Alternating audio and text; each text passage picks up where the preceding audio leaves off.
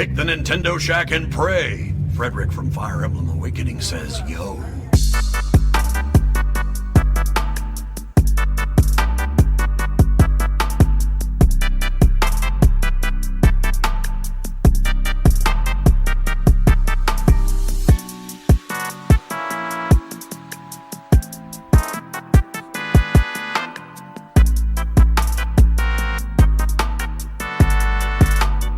Greetings, Koopalings! Welcome to this week's episode of the Nintendo Shack Podcast, episode 403. Kirby Air Riders onto the Nintendo Switch 2. That's a lot of numbers. I'm back. I was away traveling, saw some friends, bought some things. Now I'm here. Hi. Thailand? Hi. Not Thailand. Thailand? I don't know. First thing that came to mind. That would be very tropical. No, I was visiting some friends in Virginia for lovers. Nice. And then I went back to work, and then I survived the week, and now I'm here. That is how it feels like these days. I survived the week. I needed this week in Victoria's home for Thanksgiving, so everybody's reunited. We're doing decorations. I think we're going to do the tree today. Okay. Against my wife's wishes. I saw you were buying, you showed me some of the ornaments you were buying. I think it's funny how you guys do. You buy new ornaments to do a new tree every year. Not every year. No, I don't do that. Well, you said every other year. So we rotate trees. My wife and daughter, they prefer the what Jack and I have dubbed the Martha Stewart tree. They want a tree that looks like it belongs in a fashion catalog brochure. I would like a tree that's gaudy. That reminds me of trees that I grew up with colors and like fun ornaments and stuff on it. I would like a fun tree. So we rotate trees. So one year, Melissa and Victoria get to do their tree, and they get to pose with it and take photos and everything. And then Jack and I get to do our tree. And this year is our tree. So every year I grab a couple things just to pizzazz it up. But tacky tree is in full effect. We're going to do some tinsel against my wife's demands. She's concerned it's going to kill the cats. Tinsel. Yeah, tinsel. Why would it kill the cats? Tinsel. Tinsel. What am I not saying? I'm saying tinsel, like T-E-N. Tinsel. Yeah, Delvin's saying it right. Tinsel. Like pin instead of pen. Tinsel. Tin. Did I not just say that? No. Okay. Pin. Tin. That's what I just said. No, it's not. Tinsel. What? Like I don't. Skeet ball. Help me, Delvin. I don't hear the difference. You hear it, right? You hear it. I hear it, but it's not that big of a deal. I've just never heard somebody say This is the skeet ball thing. Wow. Never heard anybody say tinsel. Well, yeah, we're doing tacky tree with I bought a Taylor Swift ornament. That's dope. Okay. I did that just for Melissa. It was a tacky one, but it was a good one. I also have a 1 out of 5 star 2025 ornament. Would not recommend. A what? It's got a 1 out of 5 stars colored in, and it says 2025. Would not recommend. Oh, that's dope. Yeah, that's funny. That's funny. I appreciate that the chat is just all unanimous in slandering Kyle the Pug. Makes my heart warm. Kyle did great last week. I saw most of it, not all of it. Yeah. Did he? Wow. Yes. My seal of approval, Kyle. Thank you for filling in. True. We'll need another fill-in for next week. Who will it be? Yeah. Who can we get? Judging by our questions and stuff, and not much. Maybe Kyle the Pug can't. Kyle the Pug in a different hat. We'll figure it out. What have you guys been up to this week? My week's been terrible. Say that every week. Because it is like everything's terrible. Every like, week? it's always bad. Yeah, kind of. It's kind of true.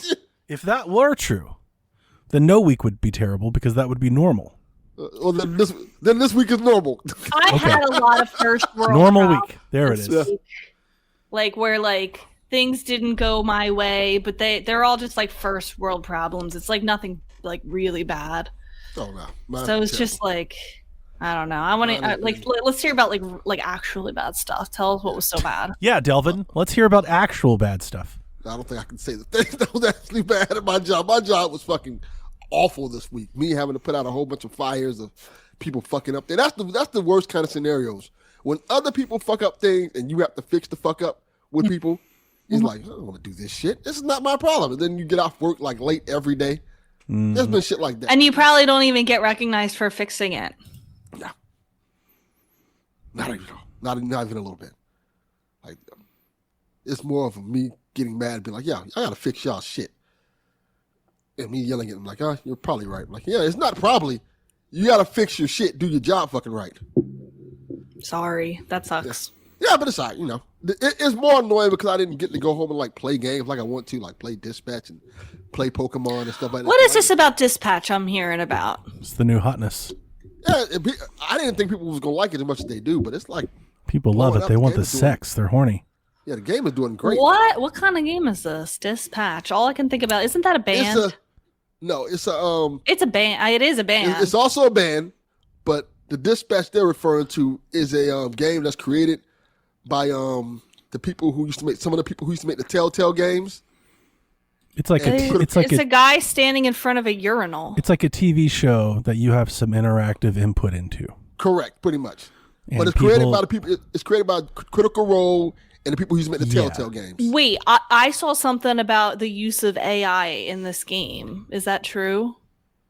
I don't know. No, I think they said the opposite. Oh, okay. They came out, and I think that got more praise. They were was like, that the person? Oh, okay.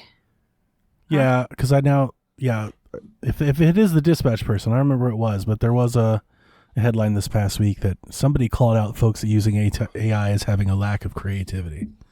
But these guys did not use AI? I think they were the ones that called it out. They were the ones saying that you have no creativity if you use AI. Yeah, they were like, got it. Okay. I'm good with that. Yeah, but this is I have not watched it or partaken in it yet, but my understanding from my online presence is that the writing and dialogue is excellent. So people are enjoying it like a really good TV show. And then probably a subsect of this, but an underlying current is apparently the show is really sexy and people are horny to watch the cartoons characters get it on. It feels a little bit like I feel like that is in every thread. Like somebody posts a story about it and then like the first comment is something like that. Yeah. It feels a little bit like Invincible with the animation and stuff like that. The characters are hot. So, they people kind of gravitate towards that. The voice acting cast is really good. Aaron Paul is the main character. So that lets people want to get into it. A lot of appearances in it and she's great. Like the show's good. The gameplay element of it is very sparse. It's not much. Even like the main gameplay part of it, it's kind of like this. Is it like a visual novel? Pretty much. Yeah. With little gameplay elements into it, but it's not anything that's like lighting the world on fire. But I guess I feel like it's easier to tell people that it's a TV show than a game. Correct. Yeah. It's like it has some interactive. Like this could be on Netflix. And probably will be one day. I'm sure Netflix is probably about to throw them millions of dollars. I imagine. And I think I said this when I talked about it on PSXP. It feels like a show that was shopped to Netflix and they turned it down. And then they just like, we'll make it anyway. And they made it and all right, now it blew up. Now Netflix probably gonna come back to it. Is it an indie developer? Yeah. Ad hoc. Yeah, that I don't know. Oh yeah, industry veterans from Telltale Games. It is all the rage. It's an indie, but it has big. It's like from people who have come from other places. Yeah, like I say, Aaron Paul from Breaking Bad is the main character. So that is correct, Yard. Gamers are so disgusting. Buying now. Correct. I think a lot of it, like is underlying, it's just horny gamers on main. Yeah, which I'm not mad at, but okay. The game knows its audience. It's one episode that starts off with like a full-blown sex scene. I'm like, where did this come from? It's kind of what was that other Telltale game? Wolf Among Us. Wolf Among Us. Wolf Among Us, yeah, that was a great one. Yeah, people were pretty hot. Apparently making season 2 of, which I don't believe. we'll see. Good luck with that. I've given up on that one. I have to. How's your week been, Donnie? How's Air Riders? Are you riding the air? I am riding the air. So my Air Riders didn't show up until yesterday. Oh. So I haven't had as much time. There's the byproduct of shopping at GameStop is you never know when you're actually going to get anything. True. Bye, Delvin. See you, Delvin. I'm knee deep in Skyrim, and I've talked about it on Sweet Hangs and PSVG, so I'll save you all. But like, I'm definitely doing that. But because this is our penultimate shack of the year, I did kind of stop everything. I played Kirby Air Riders yesterday for about 3 or 4 hours straight. Okay. So I got a good run with it. What do you think? I love it. First impressions. I mean, I love it. I still don't think it's for everybody, but I do love it. The chaos is real. The top ride mode is real. Like all of it is very fun. Like I understand why I think some people will never like click with Air Riders. I don't think it's, like I said this whole time, I don't think Kirby Air Riders is like a game for everyone. I don't think it's rated E for everyone. It didn't review well as I thought it would. Same. I also thought it would review better only because I saw that. It's really good at what it's doing, which I thought would like shine through. Cause like you not liking the game, like not liking the controls or the mechanics, like that's subjective and that can be a part of a review. But I feel like it's not for everyone. Shouldn't like necessarily dock points. Like games don't have to be for. Correct, and that's like if you're grading it for what it is, it is very good. Like they just really showed out. It's got a ton of modes, a ton of little. It almost feels like a mini game collection, especially if you play there's a single player mode with a story, and of course. These cutscenes have like intergalactic like planets and meteors. I was like, what the? Why does Kirby always get this treatment? It's so funny. I'm confused by all of this. Like, it seems like there's so much Smash branding in it. Like, I know they're both Sakurai's babies, but like, it doesn't really feel like it's like Kirby. Like, it feels like it's like a Smash. All the menus are Smash. Yeah. Like the title cover. It would make there's Smash audio little things, and you're like, it would. I think it would be way more accurate to call this like Smash Kart than anything related to Mario Kart ever. Smash Kart with Kirby characters only. Pretty much. Kirby is the main character of Smash Brothers. So. That is true. It is true. That is true. He is the man. So yeah, I really enjoyed what I played. I sat down with Jack. I think Jack was actually kind of digging it too. Like once I kind of showed him how to do it. There's a lot of customization in the controls, so I would like if anybody's not clicking with it, I would tell you to shop there. Also, there are carts, that don't boost. So like if you just wanted to race like a Mario Kart, there are carts that kind of give you that. So there are different ways to kind of make this game your own thing. Like if you're not digging with it, but yeah, I really like it. I think the game is really beautiful. At times, it's hilariously like chaotic. There are times where I'm just like, I don't even know what's happening. Like there's just so much happening on the screen. I'm like, I don't even know where I am anymore. That is not for me. I've lost track of where my character is. Like, it's, and there are times where it's like on rails and it just does big flashy stuff. But my first impressions after the demo and everything else is I'm enjoying it quite a bit. I saw there's lots of like cart customization. Like you can make your own cart, and people are doing all sorts of wild things. Like they're making like Pokemon, and they're making like Zelda things and Game Boys. And yeah, you can create your own skins and stuff using a bunch of stickers and stuff that you get in the game. And people are then just like the Mii creator. People are very creative, and they're getting creative with the and Nintendo. That's in the news, but Nintendo's taking a lot of that stuff down. They are? Yeah. They're like, wait a minute, we didn't want that to happen. We didn't want you doing that. Anytime you put anything creative 100%. or customizable, people will find a way, even if you think that they can't. 1000%. Wait, so are they taking away just like inappropriate ones, or like are they taking away like if it's a different IP? I think it's. I wouldn't even call what it is inappropriate, but yeah, maybe more in that regard. Yeah, wow. Different IP. Okay. It leans in that direction. Okay. But I'm really having a blast with it. I really am. Now, I am playing Skyrim, and I'm going to continue to do that, so I'm going to have to come back to it. But I think this is a really fun game. I'm almost wishing I got it physically, and I'm almost wishing I didn't, because I think long-term, I think Kirby Air Riders is going to be like a really like good palate cleanser in between other games game. Like something I play, a couple races when I'm tired of playing the game I'm playing. Mm-hmm. And then in between picking up new games to play. I feel like it has there's a bite-sizedness to it where you can play it. It plays very fast. Is it quick to like get into a game and play? Yeah. Like once you like get the game going, yeah. And the games just don't last very long. Even the top races, nothing seems to last more than like a minute or two.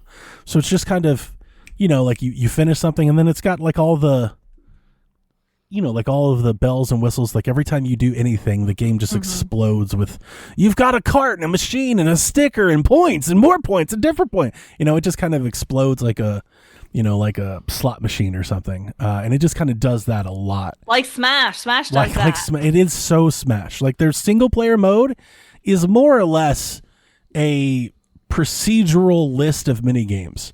And it reminded me a lot of the Spirit board from Smash. I was actually just selling that to Jack because not only do you get like these mini games, the mini games have like little objectives in between them. So it's like beat this, get all the signs in 10 seconds, and you're like, and it's over. And then you're on to the next one and the next one and the next one. So it's just very quick. It never does anything long enough for you to like really pay attention, take notice, and like, I don't know, like criticize it. Like it's in and out before you can like really realize what's happening. So. Okay. I'm not going to get it. Maybe someday I'll play. There's co-op on one console or game share or something like that? Mm-hmm. I think it does both of those things. Did you play the beta at all, the demo? No, I didn't because I didn't care. I would encourage, just like I said when the demos were announced, I would encourage anybody before they buy this to try the demo because I knew this was going to happen when they announced this game and everybody was like, yeah, I was like, there's a lot of people who've never played Kirby Air Ride. Like, it's just a weird, I honestly don't know how to explain it. The game is so incredibly simple that you can play the entire thing with one button. Mm-hmm. However, it might be the most skilled game to ever use one button ever. Right. Like there's such a learning curve and you can do so, like this game will show you just how much can be done with one button. That is interesting. I really like that. Yeah. And so it's like this weird, I don't know, juxtaposition of what the game is. Because you would think, if I told you we're going to make a game with one button, you would go, oh, that sounds boring. And this game is anything but that. And that's pretty cool. It's just interesting in that regard. But that's it's like a cool achievement in designing a game. Yeah, absolutely. But when I explain this game to people, especially for the first time, like with Jack, it's almost like I tell people, I'm like, you almost have to like deprogram your way of thinking. Because it's like, I don't know, it's like the opposite of Mario Kart. Mario Kart, you press the button to go. In this game, you press the button to stop and to like turn. It's like Mario Kart in reverse. Different. Yeah. Yeah, it's like mirror mode, master mode.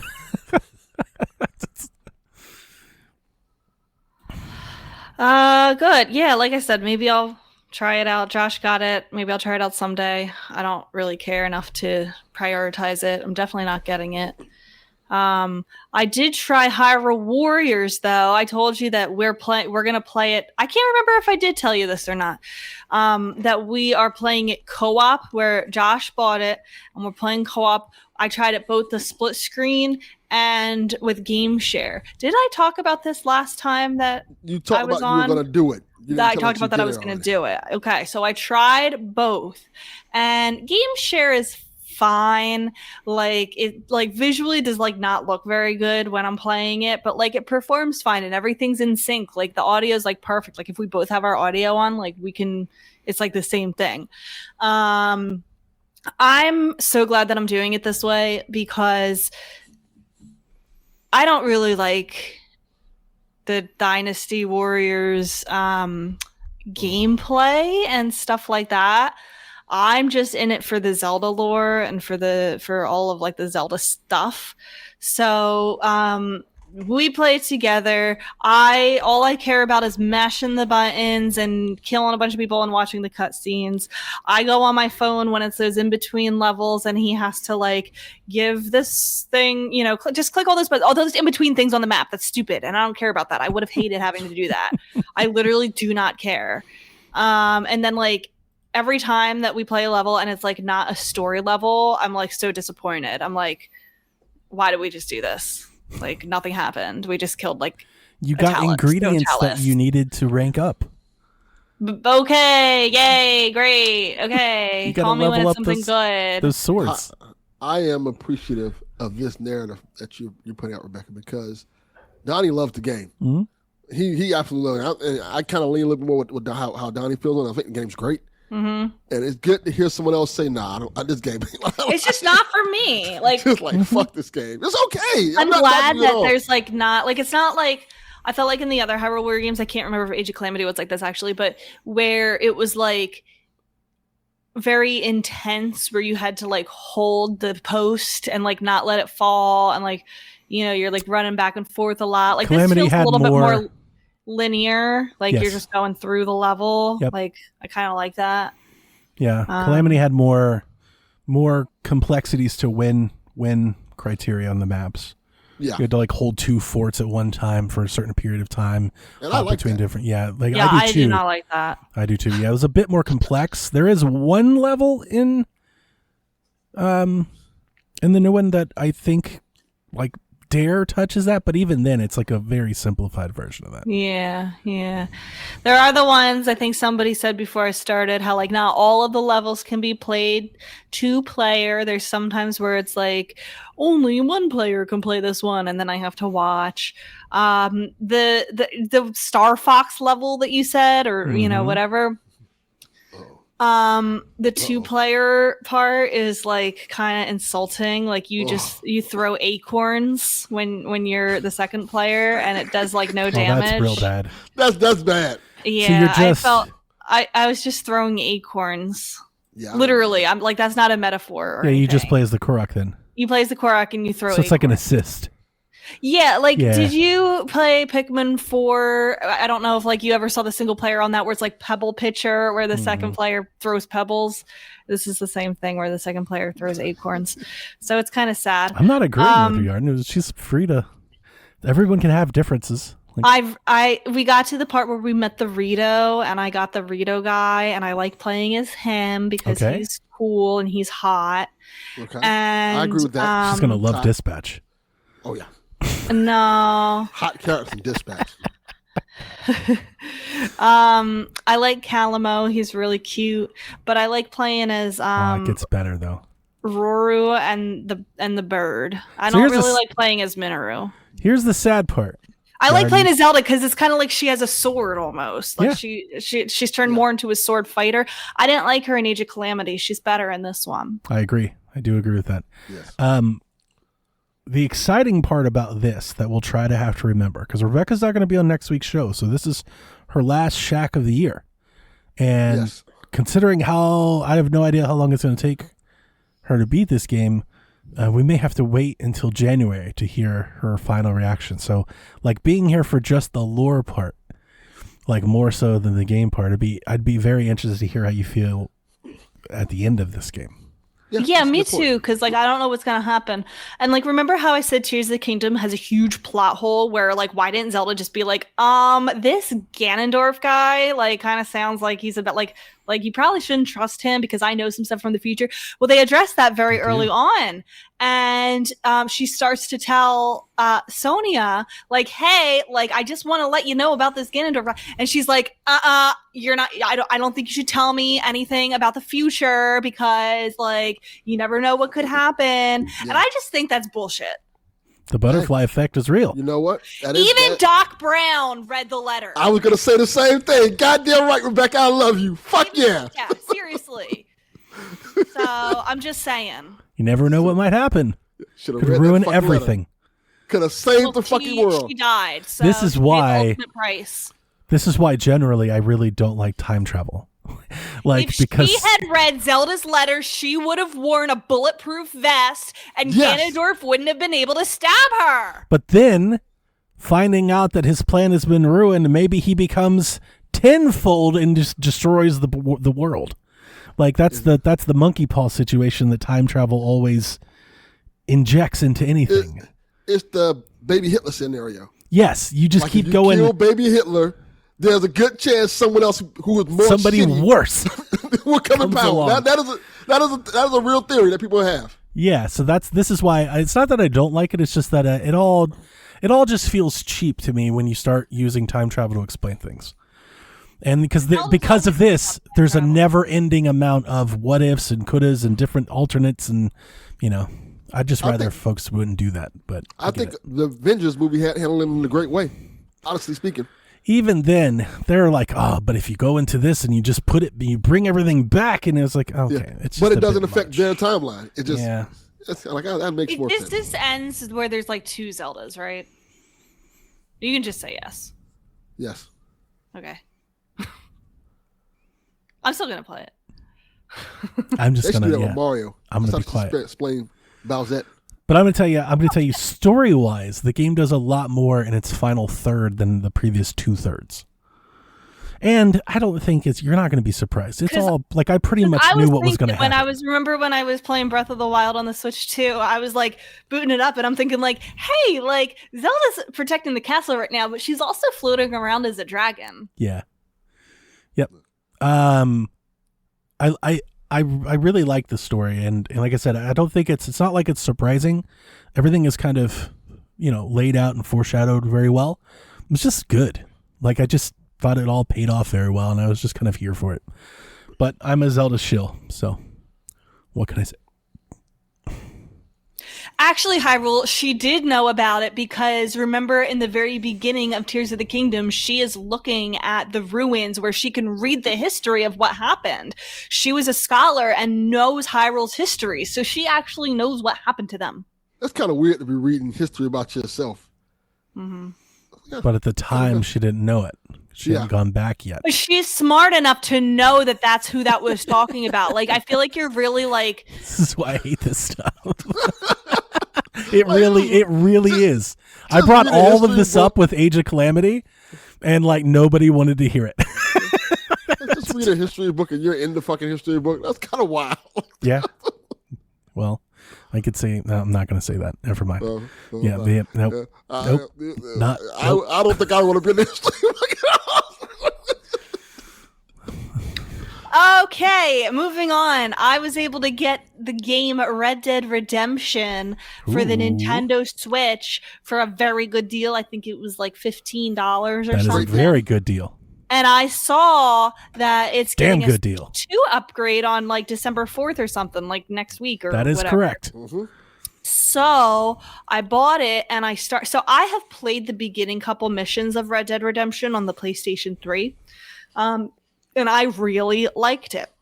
And I know that Red Dead Redemption 2 is an awesome game. So I feel like it's time. So I started playing it. And then when it gets the free upgrade, I'm just going to keep playing. I'm going to upgrade it. It's like $5 or $10 or something. And then I'm going to upgrade it and keep playing. And then I heard a rumor that Red Dead Redemption 2 is going to come to the Switch 2. It's been like rated or something for the Switch 2. It's likely, but let me say this before you get into that. Red Dead 2 is a vastly different game than Red Dead 1. Isn't it better? I heard it's better. That's subjective. I think most people would agree with that, Rebecca. I think the common tongue thinks Red Dead 2 is way better than Red Dead 1. But like Red Dead 1, people say is like an amazing game. Red Dead 1 is one of my favorite video games ever. Red Dead 2 is more, you're living in the world. I love Red Dead 1 and like all of it. When you finish Red Dead 1, then play Undead Nightmare, which I adore. Which is awesome. One of my I don't really things like ever. I don't really like zombies. I like that it's realistic. Yeah. It's a bummer. Zombies is like 2, so overdone. Red Dead 2 it turned people off, some people off because it's too realistic, some people would say. Red Dead 2 is Cowboy Simulator. Yeah, it's really Cowboy Simulator-ish. Well, now that it's on Switch, I think my dad would really like it because I feel like it's not terribly different. Like, okay, just stay with me for I a agree second. with you. I know exactly where you're going. I was going to say not terribly different from Breath of the Wild in terms of like, if you are very limited in the amount of games that you've played. Like my dad has only ever played Zelda. That's the only series he's ever played. He's probably like Red Dead. Yep. And he loves Western movies. Like he loves Clint Eastwood. Like Clint Eastwood is like his favorite. He's like seen all those like movies, like The Good, the Bad, and the Ugly, like all of those. So I think if he can, if the skill barrier isn't too great for him, I don't know if it's like hard to control. I would like him to try Red Dead 2, but it's got to come to Switch first. Red Dead 2 is, first and foremost, complex. It's just way more cinematic. Yeah, very cinematic. A lot of cutscenes, a lot of dialogue. There's a lot of watching. And then like the gameplay, as Delvin's said over and over, it's just like there's a lot of cowboy simulation stuff to it. Yeah, you got camping and doing your mustache, like cleaning your guns. Like there's a lot of it's very immersive. I think he would like the cinematic parts of it. You would need to, and I think that's why people love it. Story wise, I think people love it. They love the characters, and I love Red Dead 1 story, but it's just an older school type of game. It's not, it's not like a movie. Does it have like the world? Like I know it has an open world. Like, is it fun to explore? Because he loves finding things. The world building in that game is incredible. Like he gets lost in Breath of the Wild. He has more hours than I have in it. Like, and Tears of the Kingdom, where he just like explores the world and finds things and like, discovering things like that. That I think is the gameplay part that he would like. I don't know that he would really care. You can find treasure maps and stuff, and you actually have to use maps like with iconography and symbols in. I think he would like that. You have to figure that out. But there are things people are still finding in Red Dead 2. That's how. I love that. I love that. Yep. I love that. I would just have to figure out how he would play it if it's Switch. It's going to be Switch 2 only, I assume. I don't see that coming to Switch 1. Get him a Switch 2. Yeah, I agree. I should. Get him a Switch 2. He deserves it. I know, but he won't play anything except Zelda. So that's fine. Red Dead 1 is the upgrades for like Tears of the Kingdom would probably be worth it. Yeah, absolutely. Red Dead 1 is way more like GTA like coded, and it feels way more arcadey to play, which is why I like it. Red Dead 2 has a lot of my only real issue with it. I've really come around to changing my opinion on Red Dead 2 over the years, because I hated it when I first started playing. I remember because of how jarringly different it feels to play. Okay, like Red Dead 2 has a lot of like animation locking actions. Like you press a button and then you just watch the character animate something for like 10 seconds, which doesn't feel like a lot, but in a gameplay feels like a lot. Yeah. Like I have low patience for that. Same. So like it's a lot of like extended animation locking type stuff. So it kind of, when I first played it for the first time, again, having played and beaten Red Dead like 3 or 4 times, it felt almost like laggy, because you're just like waiting for action. You're like waiting to press buttons. It's just not nearly that kind of, right. I don't know, that satisfying quick loop that Red Dead 1 is. So yeah, I'm a Red Dead 1 person myself. Well, it plays pretty well on the Switch without the Switch 2 upgrade. There's like a lot of pop-in. That's like probably the worst thing, but like otherwise it looks good. It like is smooth. Like I agree. I think the Switch 2 upgrade is going to make it look really nice. I was impressed. I was very impressed when I played Red Dead last year on Switch 1. I like, for it being on Switch 1, I think it's pretty solid. It's very playable. Like without the upgrade. Agreed. So I'm excited. So that's like my little project right now. I'm also building one of those roll life things. I got it for my birthday. It's like it's kind of like a wooden puzzle. It kind of feels like Lego, where it has like the booklet that you put through it. I just started it last night. Oh, what's it called? It's really hard. What is this? Google Roll Life. I think it's called ROLIFE. I'm doing the Book Nook, where it can fit into a bookshelf, but like it's like a little Book Nook like set. Oh, wow. And so you punch out these little pieces. Here, let me show you. Yeah, okay. These are nice. I've never heard of anything like this. Me neither. That's neat. Or like you have to punch out these little pieces, these little wooden pieces, and then like you can put like the stickers on it, and like so this is one piece that I have made so Holy far. Shit, it's and models. It's like model cars. And it's like going to go into the shelf thing when I'm done. It has like a light up piece. Oh my God. I was like spending like 2 hours on it yesterday, and I barely like made it down on like the whole thing. Yeah, like, they have a Black Friday deal. It looks really good right now. So that's oh, look at this. That's what I'm doing when I'm not gaming, I guess. I did it last night. They got a bookshelf that looks like a bookstore. That's the one that I got. The Book Nook Shakespeare one. This looks dope. Yeah, that's the one that I got. But I've had it since my birthday, and I haven't opened it. Yeah, I might need to get one of these. Yeah, it's pretty fun because I don't really like Legos. Like I like having Legos after my dad builds them. But this is a little bit nice. I like the smell of the wood. You can like sand the edges if it like gets a little. If you need to put it together. The smell of wood is very underrated. Yeah. Like I love it. That smell, that's great. It's so good. Anyway, that's all for me. Before we get into the news, I want to say I got my Switch 2 Pro controller. Oh, nice. I put a Kirby sticker on it. Wait, how? How what? It's a sticker. It's just a sticker. Where did you get the sticker from? It's a decal. From? I Skin It or Decal Girl, I think. I don't remember which one. Wait, and that's like specific, like it's specifically for the. It was a do-it-yourself. Like you can submit your own design. So I have this Kirby wallpaper that I liked, and I thought. But how did you get it around like the sticks and buttons? Yeah, they send you a stencil. So like you, just like your little thing, you punch it out, you punch out the buttons, and you lay the sticker over it.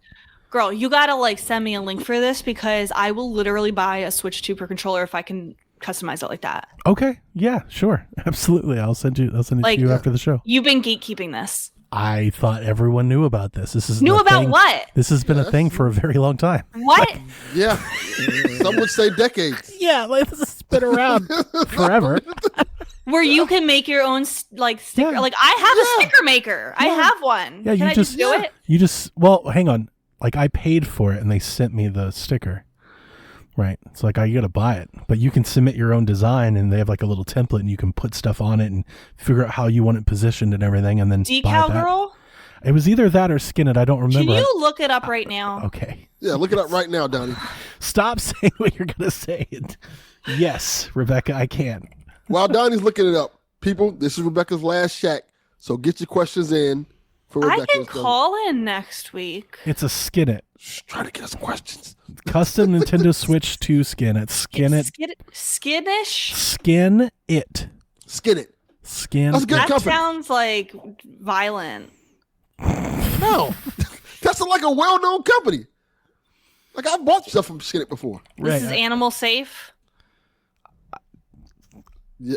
What? I don't want them skinning any animals. Yes. I think it's safe to say they don't. Gaming. Nintendo. Oh. I think we should turn this and show Rebecca. Share your screen. Let's all build you a skin for your Pro controller. How do I do it? I'll do it. Oh, I don't know. Gaming, Switch 2. There's like. Wait, I don't want the Joy-Con. Yeah, you got to find the Pro controller one. Oh, I found it. There's a custom one, and you can use like any personalized / buy. There you go. Wait. Okay. It goes over the whole front face, or it's like die cut, like it's like cut like around the Kirby. Show it up closer. Yes, Donnie. No, it's not my last shack forever. Calm down. Yes, this is her last shack forever. So it goes over the whole front. Yeah, and it has. But you just made stickers. You made it black. There are stickers you can put on the grips if you want. No, I know. I don't want that. I don't want that. And then there's one on the back that I put as well. There's stickers you can put across here. I didn't do that. I just did that. I just did the front and back. Interesting. See, now I'm looking up these skins. So, I want to talk about the controller. No, that's not important. And my skin is completely. This is why we love faceplates. If you guys thought we were joking on the Steam machine, we are not. Not even a little bit. Not even a little bit. I don't like the controller as much as I hoped I would. Oh, that's disappointing. The Switch 2 Pro controller? It's don't get anything wrong. It's fine. Oh man, I'm not getting it now. It's totally fine. There's nothing wrong with it. It's more the same to me, honestly. It's smaller. Oh, I didn't even notice that. So here's what I hate every time I bring something to the podcast. I feel like it's an epiphany. I held the controller and it's fine. I am playing with it and it is fine. I'm not like selling it. I'm gonna keep it. I'm gonna keep using it. So don't go too far with it. Well, it's skinned up now, so you have to. It feels like I was holding. I was like, why do my hands feel so cramped together? Like it feels smaller. And Jack said something that reminded me of something. I have posted pictures of me holding a controller like this. You see this? Yeah. On our Discord for years. And every time I do, Grandpa Ray, Ray always usually chimes in and he's like, why the fuck are Donnie's hands so damn big? And I've always chalked it up to like how I'm taking the photo. I'm like, it must be my camera so close to the controller and stuff. I've never considered myself to have big hands. Last night we're playing Kirby and I hand Jack the controller and Jack goes, how do you like your controller? I go, it just feels too small. He goes, it's because you have giant hands. And I went, what? I don't have giant hands. He goes, you have humongous hands. He's like, and he said, and they're thick. I was like, what? Yeah. That's probably right. Because I have big hands. He said, you've got chunky hands. What? I don't have chunky hands. I have long fingers. He said, this is what he said. And he goes, this is why you think, he's like, this is why you like the Steam controller. He's like, because you have big hands. Because I have, hang on. Let me go grab another controller. Wait. Oh. No, don't wait. I want to know what color he used for the background of his thing. Was it black? Was it dark gray? I think it was black. Oh, a Taylor Swift one would be a great. That is a good idea, Rebecca. Yeah. Wait, Johnny, what color background did you use for your controller? Is it black or dark gray? It's gray, so it doesn't match. It doesn't blend. Can you send me the hex code of the gray that you used for? Yeah, I can. I'll have to put it in, but I can actually. Yeah. Now I'm looking up these controller skins because now I want one, Donnie. Thank you. So I've played on Switch 1. I played a lot with this controller. This is the Hori like Switch Pro controller. Look how different in size these things. I don't know if I can do this here. Like it trumps this one by like a margin in terms of like size and grip. I don't know if you guys can see that. I can see it. Yeah. So I kind of want. I feel like I need a bigger Switch 2 controller. And right now we just don't really have any options. Like I like the MOBA pad. It's bigger than the Switch 2 Pro. The Switch 1 Pro is bigger than the Switch 2 Pro. But yeah, I think I need a bigger Switch 2 Pro controller whenever we start getting more accessories. Like I'm going to keep using this because it wakes up the system and all that. Like that's fine. Oh, Rebecca, I think you might love this controller. Maybe. The plastic on the Switch 2 Pro is very soft, like almost porous. It is. Oh. I don't know if you like that. Like when it's cold, I find that very satisfying. But when it's warm, I don't like it as much. It's so soft, like I almost feel like you could like kind of scratch it. Like it has like a very like a clay almost type feeling, you know? Which is not my favorite thing. So yeah, this controller was talked about like the greatest controller of all time. So I think I had pretty high expectations, and there's nothing wrong with it. But it's fine. I think when I get a better option, I think I'll be trying to replace it with something else. But until now, until then, I'll keep using. I got my Kirby sticker on it. I think it looks great. I'm enjoying it. I'm looking. I see a Wile E. Coyote one that I like. Is pretty cool. I see a Spider-Man skin. I was telling Sean, I don't know if this makes sense. Ooh, Aladdin. I'm gonna say something. You guys tell me if you think this makes sense or not. When I grabbed the Switch 2 Pro, when it first arrived and I started playing with it, I go, why do my hands feel like they're touching? Like, why do I feel so cramped? And it's not just because the controller's small. It's smaller, but that's not the reason. I think this is the reason. Yeah. I think I've gotten so used to playing in handheld or playing on my tablets or my phones that have these, attachments and things. Like I'm so used to playing with a 5, 6, 7-inch screen in between my hands that picking up a controller without that feels weird, like a little weird to me. Because that makes a lot of sense, actually. I'm only playing on Switch and or Steam Deck, And every time like I grab the Pro controller, I'm like, why are my thumbs touching? It's like, well, because there's not a 6-inch spacer in between them. You know, like there was on the Switch Lite for 5 years, like the gamepad for 5 years, the Switch OLED, the Steam Deck, all these other things that I play with. Yeah, I don't know. And that's a little weird. But I like it. There's nothing wrong with it. It's fine. I'm glad I got a deal on it. I'll say that. I'm glad I didn't pay $90 for my controller. Yeah, got my controller for $49. So that was very nice. Rebecca's locked in on customization. I get it. I was too the day I bought my controller. I did the same thing. I have ideas. Somebody said Taylor Swift, and now see? I have ideas. Yeah, I see that part. I love that we share that, by the way. It was like my favorite thing that happened last week, Rebecca, because we get on PSVG and we're talking about the Steam machine. Nobody understands and us. I'm like, oh my fucking God, faceplates. And Dev is like, who the fuck cares? Name. Dev was... Yeah.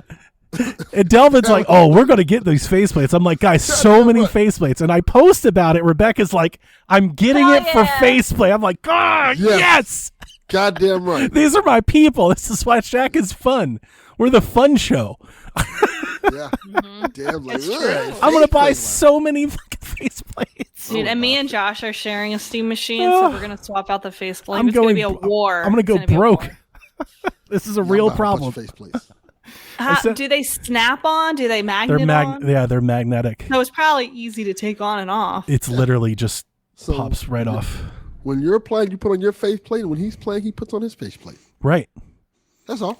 I love that. Yeah. So much. You don't even. I was gonna say you don't understand, but you do. But understand. I do. Yeah. I understand. That's what I told Sean. I was like, and listeners, like, it's not like 8.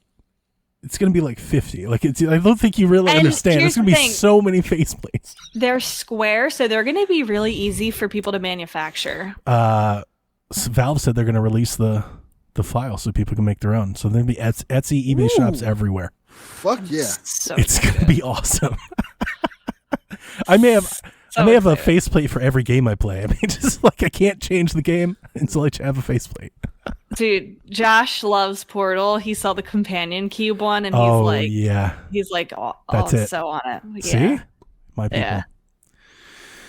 All right, are we ready to get into some news? Let's get some news.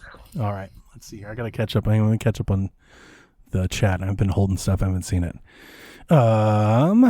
Jesus. Motor Life. He also has he did not yet get his analog 3D. It has not. It said it's on the way, but it doesn't say it's shipped. Ooh. So he's like wondering where it's at. Oh, that sucks. It's in the cloud. I think it's supposed to get here tomorrow is like the estimated date, but it doesn't say it's shipped. So Donnie is just not pro gamer enough. Then. Ham hands Donnie, sausage fingers. If your thumbs are touching, you do have giant hands. I think like more than anything. Oh, like on a gamepad? Yeah, like when I hold the Switch Pro, I can't.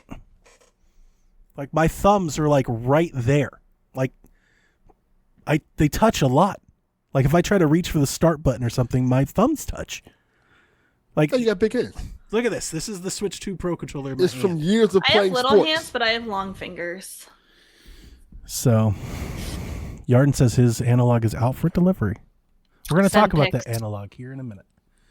All right. Kirby's Air Riders. OpenCritic 80, Metacritic 79. Got an extensive day one patch.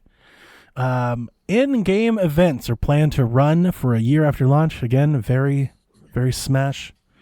You know, Coda, there's an in-game event where you go and do stadium events and whatnot. The first one is running next weekend. Player-created My Machines are taking over. They're going viral as everybody starts posting them with funny and neat designs. They're Starmie. They took the Kirby star and made it Starmie. That Mega Starmie is showing up everywhere. Like, did they know what they were doing when they created that Mega Starmie? That's a good question. I've seen so many artist projects with like just the legs. Oh my god. There's Tears of the Kingdom flyers that people are making on the Wing machine. That's a good one. There's a cube machine that people are turning into a GameCube, of course. I need a Gabe Cube Kirby machine if somebody wants to put one of those together for me. But then there is a bikini-clad Chef Kawasaki. That's the first thing people did is they started putting bikinis on Chef Kawasaki, and that one has been being removed from the top shirts. So there is a war going on between Nintendo and Kirby fans where they just keep making bikini Chef Kawasaki's, and Nintendo just keeps removing them. So I don't know. Please be excited. Go jump in there and get your bikini Chef Kawasaki. I think it's hilarious. I love it. Delvin, you're muted.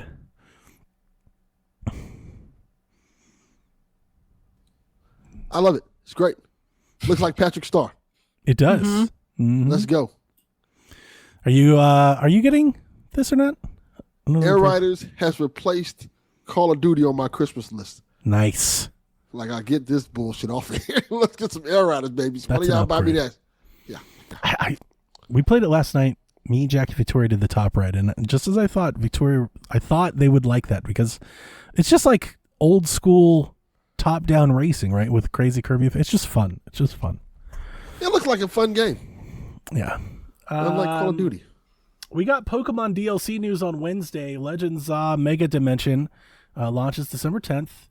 They announced Mega Zeraora will be included, and more info to come on the 2nd. So they keep kind of pushing out the marketing for the ZA DLC. Yeah, I'm not okay. Yeah. Black Friday deals. So Peach Showtime, Echoes of Wisdom, Donkey Kong Country Returns HD, Luigi's Mansion 3 Return to Dreamland are all $40. Switch Sports, Odyssey, Paper Mario, Thousand Year Door, and Splatoon 3 are all $30. And select Amiibo are $10 off at various retailers. All of the Tears of the Kingdom Amiibo right now are $20 off at Best Buy. I just bought them today. Remember, I wasn't going to buy them because they were so expensive. I literally this morning just bought for $10 each Tolan, Yunobo, Sidon, and Riju. Best Buy. It's going to ship. It's going to come tomorrow or Tuesday. Or whatever, I don't know what day, but I needed them, and $10 each. Remember, is she like told us price. that she was like, "Maybe I should get rid of my Zelda amiibo." She's like, yeah, I remember. Well, now I can sell the whole thing as a the set. whole set. Smart. Also, Monster Hunter Stories collections on sale for $24.99. That's not bad. Yeah, that's not bad. Also, if you haven't gotten it yet, Dragon Ball Z Kakarot Diamond editions on sale for $30 too. That's a good. I think that Red Dead is, honestly, I think Nintendo's doing a hell of a lot here for Black Friday. Like, I own most of these games, so I'm not looking at, but these are some of the best Black Friday deals that Switch has. They're coming from Nintendo, and that's kind of shocking me. Normally, it's like $50 is like the price, like the Black Friday price. But normally, there's a lot of other third-party games that are $10 or $20.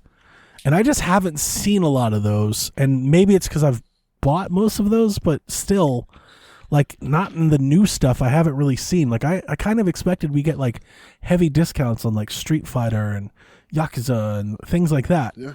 And I'm just not seeing Cyberpunk. You know, like the Switch 2 launch stuff that launched, months ago. I thought there'd be a lot of Black Friday deals on a lot of that stuff. I haven't seen much. Not yet, but sometimes that stuff opens up on Black Friday. So. Good point. I just, honestly, I haven't seen a whole lot of Black Friday stuff in general that I'm like, oh, that's a great deal. You know, like I'm seeing sales, but all the sales seem to be like 10 or 20% off. Not like, when I think Black Friday, I'm wanting a game for like $13. You know, I'm thinking cheap. I haven't seen a lot of cheap stuff at all. Like Steam sales. Yeah. Yeah, that used to be the move, like, But like I said, we still got to Black Friday itself. And I haven't looked on the eShop. I think the eShop sale kicked off today or yesterday. And I'm sure they've got a bunch of, like, the eShop sales have been, I think Nintendo's eShop sales have been the best in the business for like at least a year. Because every time there's an eShop sale, there's a bunch of games you can get for like less than $7, like a bunch. But yeah, nothing's really won me over yet. We had several new game announcements from various different places this week. Mostly, Xbox had a partner showcase, and several of the games that they announced were also coming to Switch. And there was also like a couple indie things, so I just threw it all together. Vampire Crawlers is a roguelite deck-building dragon crawler game coming next year. Nope. Yeah. But people are pretty excited about that. Armistice is a third-person roguelite... Becca was so excited she left. She just quit. Armistice is a third-person roguelite shooter that comes out next year. So if you're looking for a shooter, that should be coming to Switch too. Dave the Diver is getting Jungle DLC next year. That sounds fun. Do you guys see or hear of a game called Crow's Warn?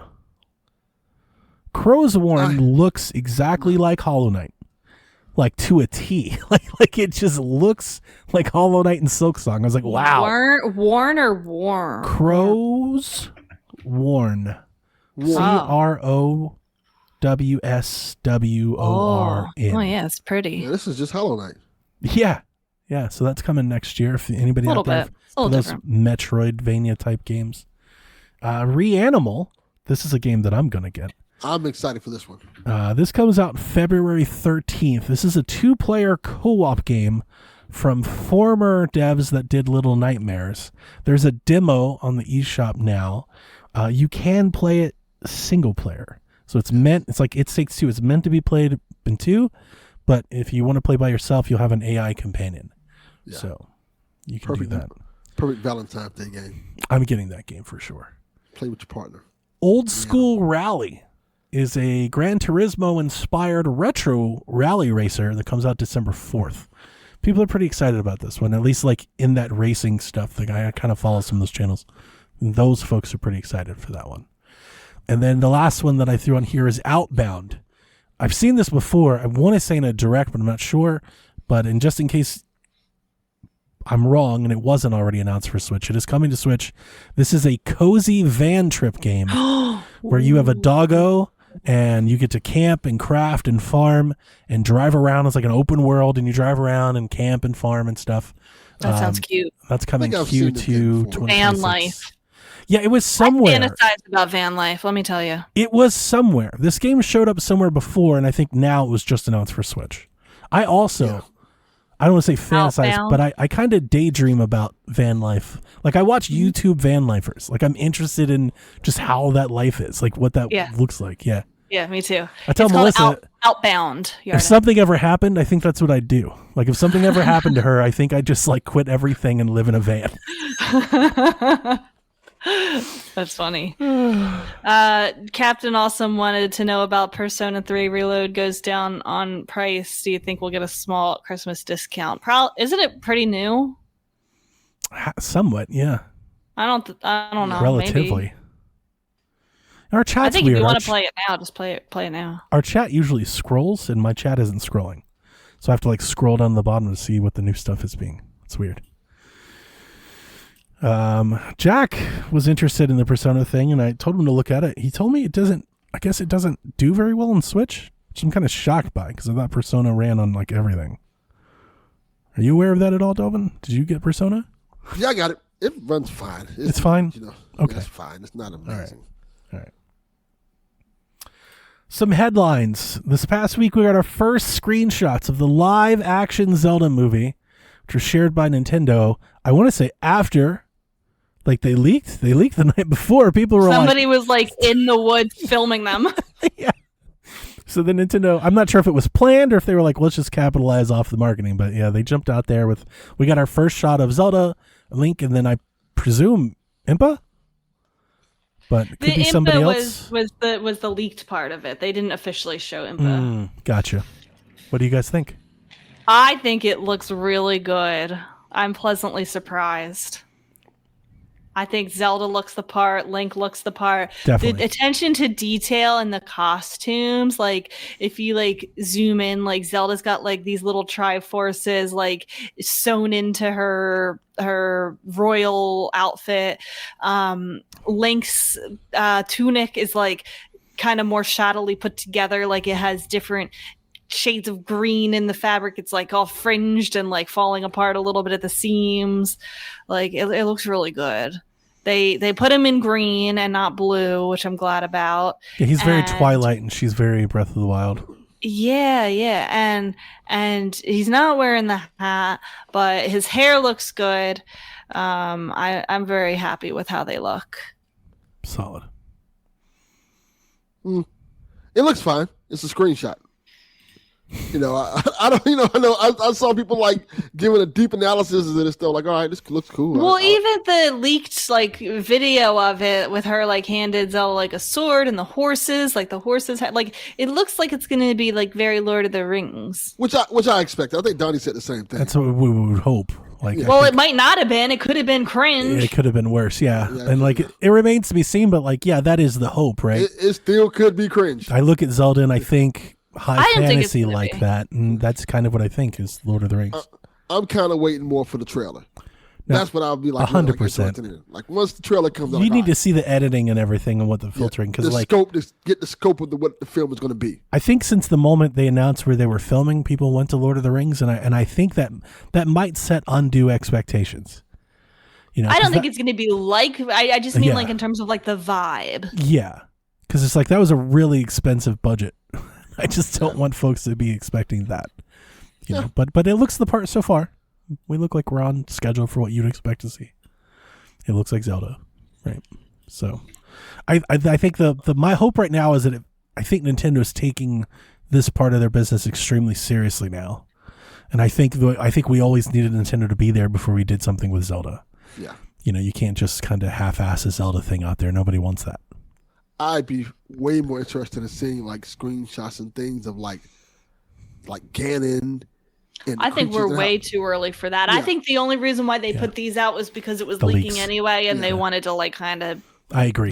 Get on top of it. But that stuff kind of interests me a lot more. Okay, this is the direction they're going with and designing the characters, and this is how they're going to look, because that stuff can go really south really easy.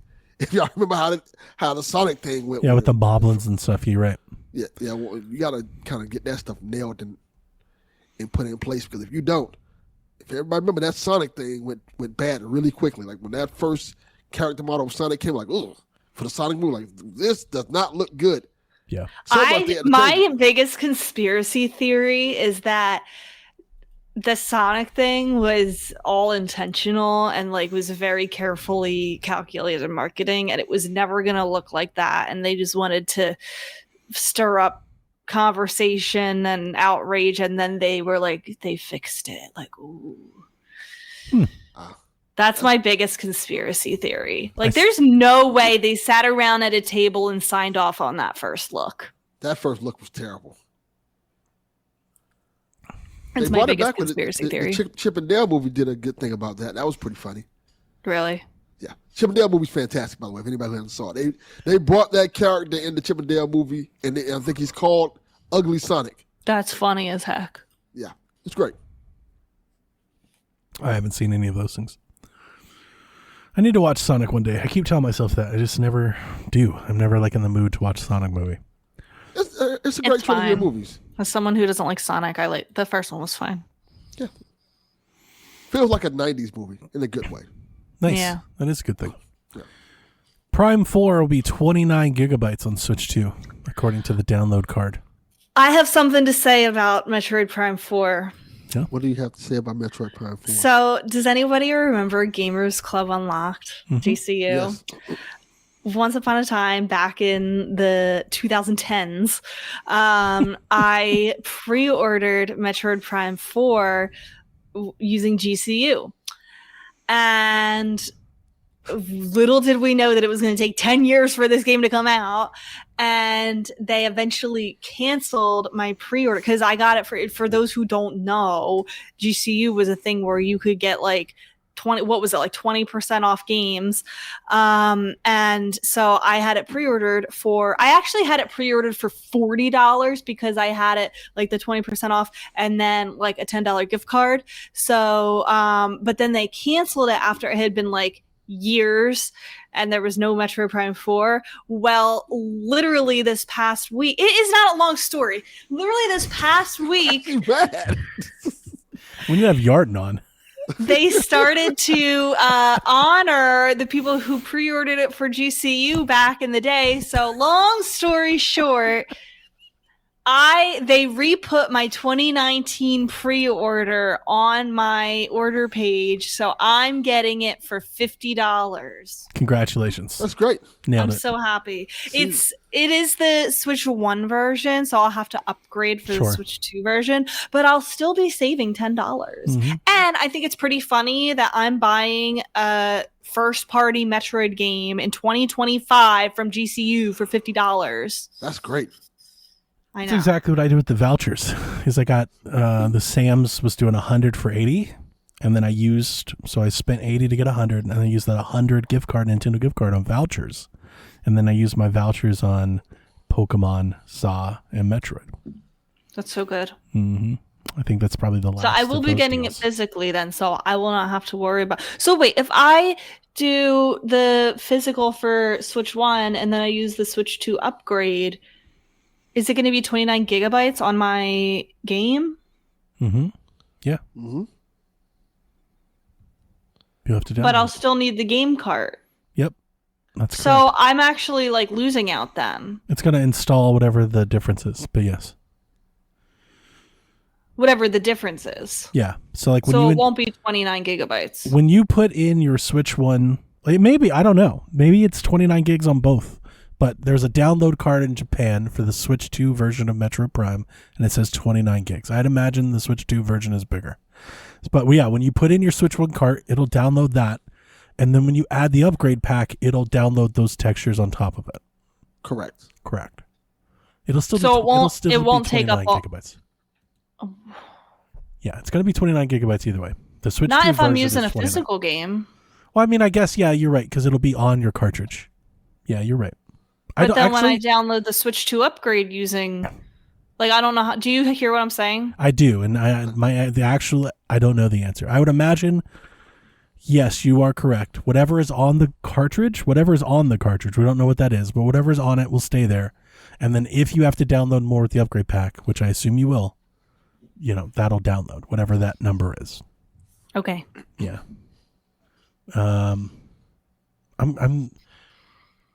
I'm pretty excited for Metroid. Me too. I think Norton says he would just cancel and pay the extra so he can get the Switch 2 box. That is a good point. Switch 2 box kind of. I do not want to get the physical Switch 2 box. If I was doing it, I would get it digitally. G-Man says, I thought it was 31 gigs according to Nintendo. I could be out of date. I just pulled this from a Nintendo blog from 2 days ago. But it was a picture of the download card in Japan. It's specifically on it said it's 29. So we'll see. Do you think I need to research the happenings of Prime 2 and 3 before I play, or do you think I should just rely on whatever the intro gives me? I am doing the latter. I'm not looking up Metroid lore and trying to doing that. Yeah. I'm just going to play the game. It's been long enough. We'll just get into it. Okay. Maybe that'll give us a recap. I'm going to make another coffee. I think the news that came out last week with the Miles guy and everybody being upset, I feel like that's maybe somewhat made me a bit more excited for it. I think I'm here for like a bit more dialogue, some more characters, like maybe a more cinematic Metroid. Yeah, I like that idea. I like the whole. I do too. Yeah, like I was sitting there thinking, I was like, man, if there was like more set pieces and stuff like that sounds a little bit more exciting. Like just the difference. I saw people talking about that. I'm like, oh, this is kind of the same thing they do with Halo or Half-Life. Yeah. I think as long as they still have like the isolating exploration parts, and then it's not the whole game with like a stupid little guy talking in your ear the whole time, I think it'll be fine if it's like just the tutorial. I'm kind of here for more of it throughout, but we'll see. I think it's gonna be throughout the game. Because we're on break, I'm not gonna like play it immediately. I think I'm gonna start playing it right before we come back because I'm playing Skyrim, so I think I'm gonna start it kind of maybe after Christmas, and then as we come back, it'll be more fresh for me to talk about. Is what my current plan is, but I'm kind of excited to play it. So, me too. I hope I don't get motion sickness. I am playing with mouse controls. I'm using mouse controls. I'm gonna try that as much as I can, unless I hate it. But I'm gonna try to play with mouse controls. See what that's like. What are you doing it like on your lap, your coffee table? Like I have an end table right next to where I usually sit, like a little end table. So I'll just put the mouse there and use a Joy-Con on my other hand. I imagine. We'll see. Send pics of your setup. Sure. Yeah, I can do that. Tomb Raider was just shadow dropped. Hang on. Rodrigo says they could shadow drop Prime 2. Like, this is not going to stop happening until Metro Prime 4 releases. I feel like every week we get a comment about them dropping Prime 2. It's like, yeah, they could, but not at this point. It doesn't look like it's going to happen. If they do, it'll be like years from now. It doesn't seem like it's in the cards right now. Yeah. Tomb Raider, 2013's Tomb Raider from Crystal Dynamics was shadow dropped on Switch and Switch 2 on Tuesday. The game is $20. The port was made by Aspyr. If you own any of the collections digitally, the Tomb Raider 1 through 3 or the 3 through 5 or 4 through 6, whatever the other one is, you get 10% off and they stack. So if you had both of those, you get 20% off. And then if you bought it on Tuesday, there was also a 10% discount. So you could have potentially gotten it for 30% off, but it's only $20. We're talking like $2 or $3. Yeah, this game's out. I bought it. I love this game, and I sat down to play it. It is mostly fine. It's definitely playable, definitely enjoyable. You can play the whole game. But I said it then, and I still do, and I'm waiting to hear some sort of analysis. The port seems a little off to me a little bit for a couple of different reasons. The Switch 2 version, which is the one that I bought, is just the Switch 1 version at a higher frame rate. Okay. It should be more than that. Like the lighting and the shadows and everything are for a Switch 2 version. Like when you look at like Cyberpunk and stuff, I would expect the Switch 2 version of this game to look a lot better than that. That's not to say it's fine. It's perfectly playable. It doesn't look bad. But the Switch 2 should be able to punch a lot higher than this. And I think that's just an update issue that maybe they were developing for Switch 1 and they didn't really do a whole lot for the Switch 2 yet. The more concerning part that I would contend is that I think the game has especially the cutscenes, but even throughout the game, there's a wobbliness to the picture that I don't remember being there on the PlayStation 4 and PC versions. And that's been somewhat mixed. Like I'm positive that it's there. I even took a video to show people. Like something's there. Like the image, especially in the cutscenes, the image just kind of moves. Like it just kind of wobbles. Like it's got a shakiness to it, a suddenness that wasn't there. I have read people online say that it was always intended to be that way, and Aspyr's doing that on purpose. I've also read theories, and I think I'm kind of maybe in this boat, that the Switch 2 version just being the Switch 1 version but sped up is perhaps attributing to this. Like maybe the Switch 2 version either running at a higher clock or just running faster is making the image look a bit fast. By no means is this game anything close to what I would call and play. It's definitely playable. I love the game. You have a great time. Just know that it just feels a little off. I would blame Aspyr. I've talked about Aspyr for years. They're not my favorite dev. When I see their logo, I'm like, oh. And there are still some Aspyr things to this port. For example, the game has touchscreen controls, but it's only for menus. You can't actually do anything in the game with touchscreen. The game also has mouse controls, but you can't use the mouse with combat. That's weird. Just looking. So like there's weird, it's again Aspyr stuff, like weird Aspyr stuff. I've bought and burned a few times on these Aspyr ports, and I don't think this is one of them. I don't regret my purchase at all. I just want people to be aware of kind of maybe what you're getting into. It feels like an Android port of Tomb Raider. It feels like Tomb Raider running on a phone. Yeah, I saw a video of it and I was like, well, it looks a little rough. It's not great. I wouldn't say it looks bad. I've played way worse on Switch 1, right? Way worse. But it doesn't look like what you would expect a port of Tomb Raider to look like. Like it's definitely less than that. It looks like PS3 Tomb Raider. You know? That doesn't mean it's bad. It just looks like PS3 Tomb Raider. Yeah, which is fine.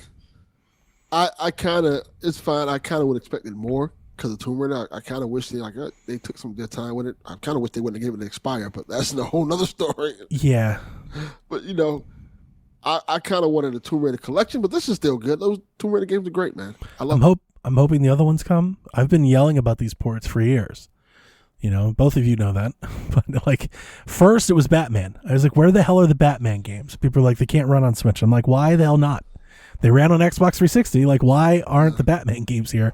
And then it was Tomb Raider. So I'm happy to see them finally showing up. But man, I really thought the Switch 2 version of the game would like punch it higher than it currently is. But I'm still very happy that we have it. And I will probably play it. I'll probably finish it at some point when I'm done playing other games. But I had to get it. I'm gonna get it. I have to support. Cause like I've always said, if you want these games to come to Switch and Switch 2, you gotta support them. Captain Awesome says, what Aspire port was the one that did it in for you, Donnie? And I want to say it was the Star Wars one. That is the correct answer. Okay, like all the Star Wars ones that have been bad. They've been real bad, like real bad. I'm trying to think. I think it was Bounty Hunter, maybe. Yes. And then I think they did Soul Reaver. I think what's the Force? Not the Force Awakens. What's the Jedi one? Like where you're the Sith Lord. Oh, you're talking about I can't remember the name now. I can't remember. I think those are good. Those are good on Switch, like legit good. I like those games. So if you're interested in those. Because I liked those back in the day. If you're interested in those on Switch, those are pretty good. But yeah, I wouldn't say this was bad, but it's okay. Shadows of Mordor, Rodrigo. Yeah, I mean, I would like to see somebody port it, but they killed Monolith, so shot it in the head. Yeah, like that game just might. Monolith, and Steam Deck, buddy. Steam Deck, like. Yeah. And I love those games. I do too. Like I was thinking about that might be one of the first games I play on my Steam machine because it's been a while and I would like to play those. But yeah, that's what Valve is for. I wouldn't be looking for a Switch port of those anytime soon. Mad Max 2. Okay. Mad Max is good. My other one is Rage. Kind of in the that's also Rage a good one. Anything to say on Tomb Raider, Rebecca? Okay. The Analog 3D is out in the wild. I talked a lot about it on PSVG. Ran through all the stuff because it's slow news week. So if you want more stuff there, here's what I would say to kind of wrap it up. It's great. I think most people that have it are very happy with it. The overclocking stuff adds frame rate and performance upgrades to original games. There are some caveats. Its compatibility with flash carts at the moment varies. So if you're looking to play off an EverDrive in particular, it may not work for a while. I've read that the summer cart works, but the EverDrive is very dependent on which version of the EverDrive you have. So that's one thing. There's a lot of issues that I'm seeing with the controllers, which I hope is just a minor thing and not a widespread thing. But I've been on the analog Reddit forever, and I'm like, they're almost coming in like every hour at the moment. Apparently those 8-bit controllers are having some issues. Like there's like some disconnecting issues going on specifically with the analog, which is weird because it was made for the analog. But like people that are using them on PC are like, it works great. And then apparently people with the analogs are saying that they're having some disconnects. So that's out there. EverDrive, did you say? Oh, at the moment I was talking 3D. about the analog controller, the 8-bit controller for it. The EverDrive is not working with the analog 3D at the moment. Oh. Yeah, that's a big problem that people are kind of upset about. Yeah. So it depends on which one you have. Like there's a version that is working, but then the newer ones aren't, but the summer card is. So it's a compatibility issue that hopefully the analog patches or firmware updates or Crix puts in a patch to update your EverDrive, and that'll work. A lot of third-party controllers and accessories for the 64 don't work. So if you have like those blue retro adapters or wireless controllers or the NSO controller, if you thought you were going to use Nintendo's NSO Bluetooth controller, that doesn't work with the analog. Ouch. There's a lot of stuff on the periphery that I don't think really matters to why you were buying it. But the people that have original cartridges that are playing it, like I think the way it was intended, By all accounts, this seems to be the best way to play 64 games, especially for the price. It's a really great. People like the image quality features, the scaling and the scan lines and the CRT stuff. And then I think the overclocking is the thing that I'm seeing most people excited about. Being able to overclock those games and get them running. Like No Mercy, I saw, for example, if you play multiplayer No Mercy, the frame rate drops from 30 to 20. And then if you put in No Mercy on the Analog 3D and turn the overclocking on, it just runs at 30. So like that's one. Perfect Dark is another that runs well. There's a game I've never played. I think it was a Gauntlet or something like that. Legends, I don't remember. But it has an unlocked frame rate. It just happens on N64. It just runs at like 24 frames a second. But when you do the overclocking thing, it runs at 60. So it's like that game is a completely different game on the Analog 3D, which is kind of cool. There's cool stuff like that out there. I just know. So Josh just says that he's going to get it on Monday is like when it says the estimated. But we leave for out of town, I think Tuesday night. So I just know it's going to get here like as soon as we leave town. As soon as you leave. Yeah, you'll leave. You'll be an hour down the road. And that actually happened, I guess it was 2 years ago now, the Steam Deck, when I had ordered the OLED. And we were supposed to be leaving for, I think it was Thanksgiving, to like out in the middle of Pennsylvania, like a 4-hour or 5-hour drive. And it like said delivered like 10 minutes after we left. And so we turned around and we went back and got it. I remember that. Yeah. I was going to say, do you have somebody like 5 minutes. Do you have a neighbor, somebody that can bring a package in for you? My mom is going to be taking care of the cats. So awesome. she'll come over and bring stuff in. Yeah, Yarden, I when I saw that news, I felt bad for you because I knew you were like me and you'd gone all in on the EverDrive. That's not great, but I also think that it's something that will be addressed soon, I hope. Yeah, I think it'll be addressed. Yeah, I'm not thinking like either officially or unofficially that will be fixed soon. Like unofficially, I'm positive it'll be fixed soon, but officially I would hope that they would fix that because that's a real problem. Hyrule says that he's been using the 8-bit with the Switch 2 without issues. So yeah, it seems to be like when the analog started showing up on doors, the threads about the controllers started to come in like fast. Yikes. Yeah, it's not like that's the sad part is like, is this like a hardware? Is like an antenna placing issues or interference? Like that's not good. And I think a lot of people are just using regular wired controllers. So, which the analog can do. My main takeaways from like all the videos that I watched about it is if you want to get into N64, either originally or through a flash cart, if you want to start playing 64 games, like in its original purposes, this is probably the best bet. For the money, this is the best we can play. If you already have an HDMI soldered N64 or a RetroTink or an Ultra adapter, the differences between the two are, I don't think, enough that I think most people would want to spend $250 on. It's like the overclocking is nice, but for a lot of games, the overclocking is like 5 frames a second because most games are capped at 30, like just on Switch, period. And then I have seen a lot of people like if you were hoping for 4K, 100 frame, like you need to emulate. You need to go to emulation. Yeah. This is not that. So I think this is a good option for people who maybe have, don't have an N64, like just want like an easy option. Like maybe they still have a lot of carts around. Yeah, that's well said. Perfectly said, Rebecca.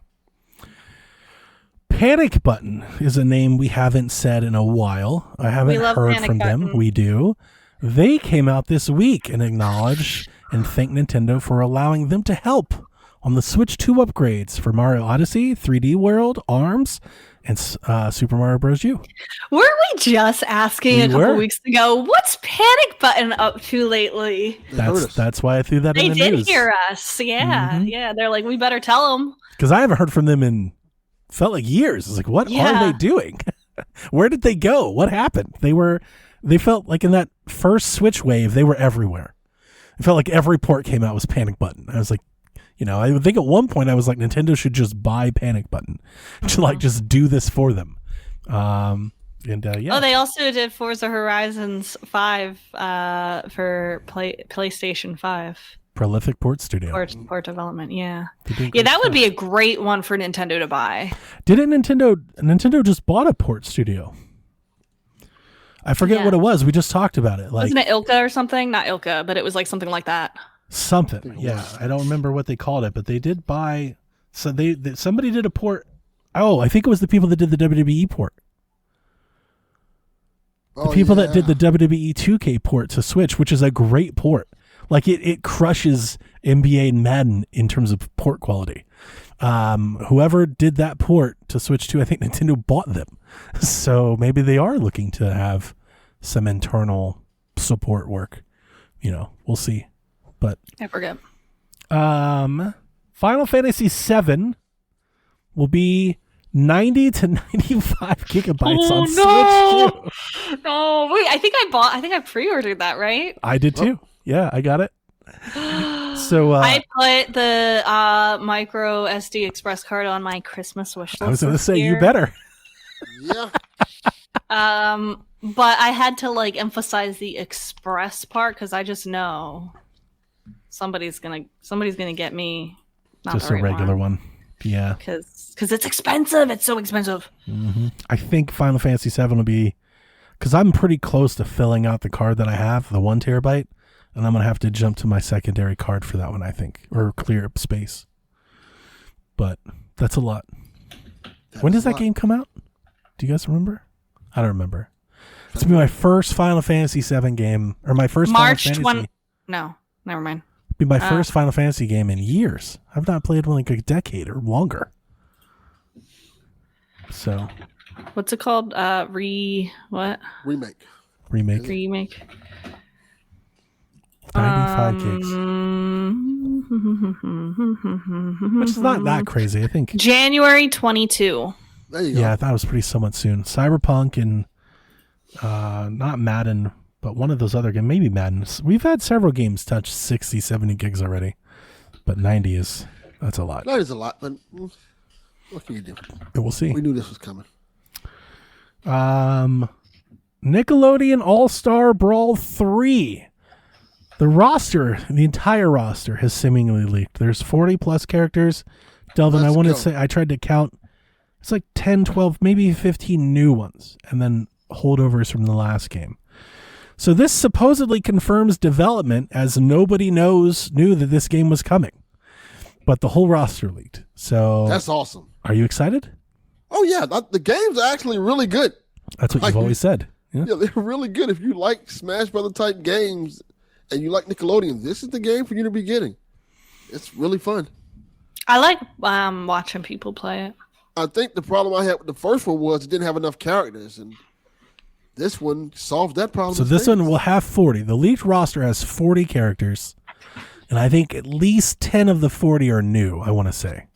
Because there was a little asterisk next to the new folks. Do you have the leaked roster? I can find it very quickly. I would love to know. I didn't know if you guys would be interested. My knock with the first two is I'm a big Nickelodeon fan. Yeah, the second one took out a lot of characters from the first one. Like, they were just going. Do you want me to read them all? Oh, I see it. Or just the newcomers? The newcomers. How do you know who the newcomers are? The newcomers are Scissors, Timmy Turner. Wait, hold on. Slow down. Who is Scissors? I don't know. From Rock, Paper, Scissors. See? Oh, wait, I saw an advertisement for that. It actually looks pretty cute, that show. It's pretty cool. Timmy Turner. I'm surprised he wasn't in it already. Kid Danger. Let's go. Don't know what that is. I don't know what that is either. Kitty Catswell. Ooh, okay. Don't know that. I don't know what that is. Vlad Plasmius. Okay. Vexus. Sheen. Yeah. Sheen. Oh, Let's Sheen's go, good. baby, from Jimmy Neutron. John Arbuckle. Let's go, baby, John Wait, Arbuckle. who is that? Who's John Arbuckle? From Garfield. The dad. Oh, I didn't know he had a last name. Yeah. Okay. The loser dad. Wait, is Otis in it? Is Otis? That's what I'm playing as. Is Otis in it? No, Otis. Or Odie? What's his name? How do you spell it? Garfield is Odie. No. Odie. Sorry. Let's see here. Casey Jones. Let's go, baby. I know Who's that. that? Now we cooking. Who is that? From Ninja Turtles. Yep. Got with the ski mask. Ronnie and from the what the show is. It does not tell me. Can't remember the name of the show. The Loud Family. There are several folks that are here listed as being cut from Nickelodeon's All-Star 2. And that was my problem with Nickelodeon's All-Star 2. All the characters I wanted to play, they cut from the game. All right, so here are those. Sandy. Let's go, baby. Leonardo. They're cutting. They're cutting? No, they're bringing them back. Yeah, okay. These were just cut from the last one. So, Sandy, Leonardo, Shredder, Toph. Oh, I love her. Oh, she's from Avatar: The Last Airbender. Correct. Lincoln Loud from Loud House. Okay, now this one I like. Powdered Toast Man. Let's go, baby. The goat back. I'm getting back on board. That's all right. Cat Dog. Cat Dog. I can't believe that was cut. What? Helga. Ablina. I don't know what that's from Our Real Monsters. That's okay. The girl. Oh, I do remember. Yeah, okay, I remember. yeah. All right. Those are all the new characters on top of the last one. So, Yes. Patrick, Ren and Stimpy, SpongeBob. Yeah, because the problem with the second game is I think the game got a bigger budget, but when the budget cut, when they were cutting out some of the original characters they had in the first game that people liked. So this one fixes that problem and brings everybody back together, and this kind of feels like what people wanted. It's great. Well, then you better show up for it. Well, listeners. I I know you will. I'm just telling the listeners. Is this a Game Mill thing? Yes. Yeah. I've always said that this is Game Mill's best game. You think so? I think so, yeah. People like this one. I see people playing it on Twitch. It's a 7, but it's a strong 7. But it's a good 7. Yeah. All right. The last headlines for me. PGA Tour 2K25 announced for Switch 2. There was no date. There kind of was a date in the original store page. It listed February. I just don't know if maybe they're not going to make it because they took it down. So there's no date officially for it, but PGA Tour 2K25 is coming to Switch 2. They had Tiger Woods do the commercial for Switch 2, which I was kind of shocked by because one, the game has already come out everywhere else. So like they're doing specific marketing for the Switch 2 release. I can't believe they're still making those games. What? Why? I don't know. I didn't know they were so popular. I thought Tiger Woods got canceled like years ago. That didn't work. Kinda. Yeah, but yeah, that didn't work. He won the Masters the year later and everyone liked him again. Have you seen the people that people support now? They're like, do you see who they voted as president? they're like, what he did does not matter at all. Tiger's the least of our concerns. Yes. Good point. Tiger looks like a Girl Scout. Yeah, they're like, you just like Wait, can I just say something though? I have like this vivid memory. I had PGA Tour like 2003, 2004 for the PlayStation 2. You're thinking of the old Tiger Woods games. Yeah. Whatever. I don't know. I have it over there. I can go grab it. Sure.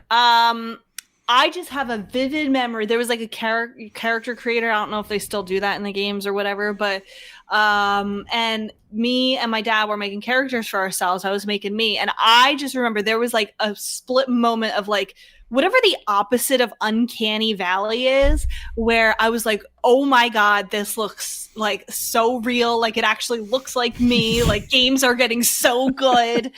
Yeah. It was like a split second of like, oh my God, like that's me. Yeah. And I just like thought that was just so cool. I'm sorry that I brought it out, but the games you're referring to, like when you think of old Tiger Woods games, like the EA Sports games, Rebecca, those games did die out for like a decade. They stopped making them.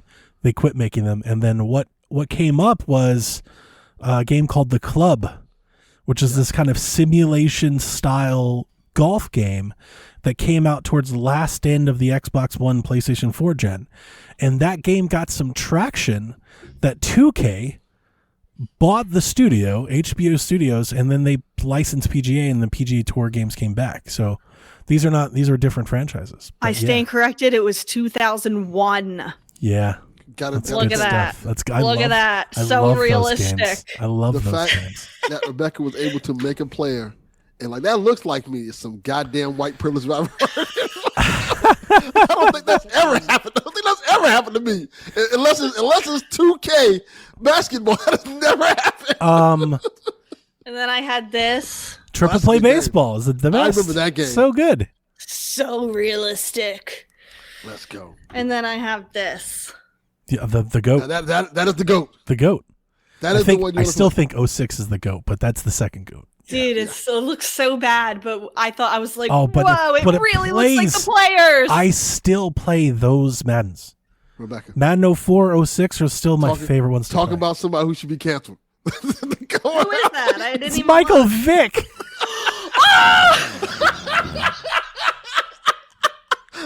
It's like, didn't we cancel Tiger Woods? Holds up known dog fighter Michael Vick. I'm going to burn this. That is the more egregious one. Who's this Diamondbacks player? I can't tell. I don't remember who that is, yeah.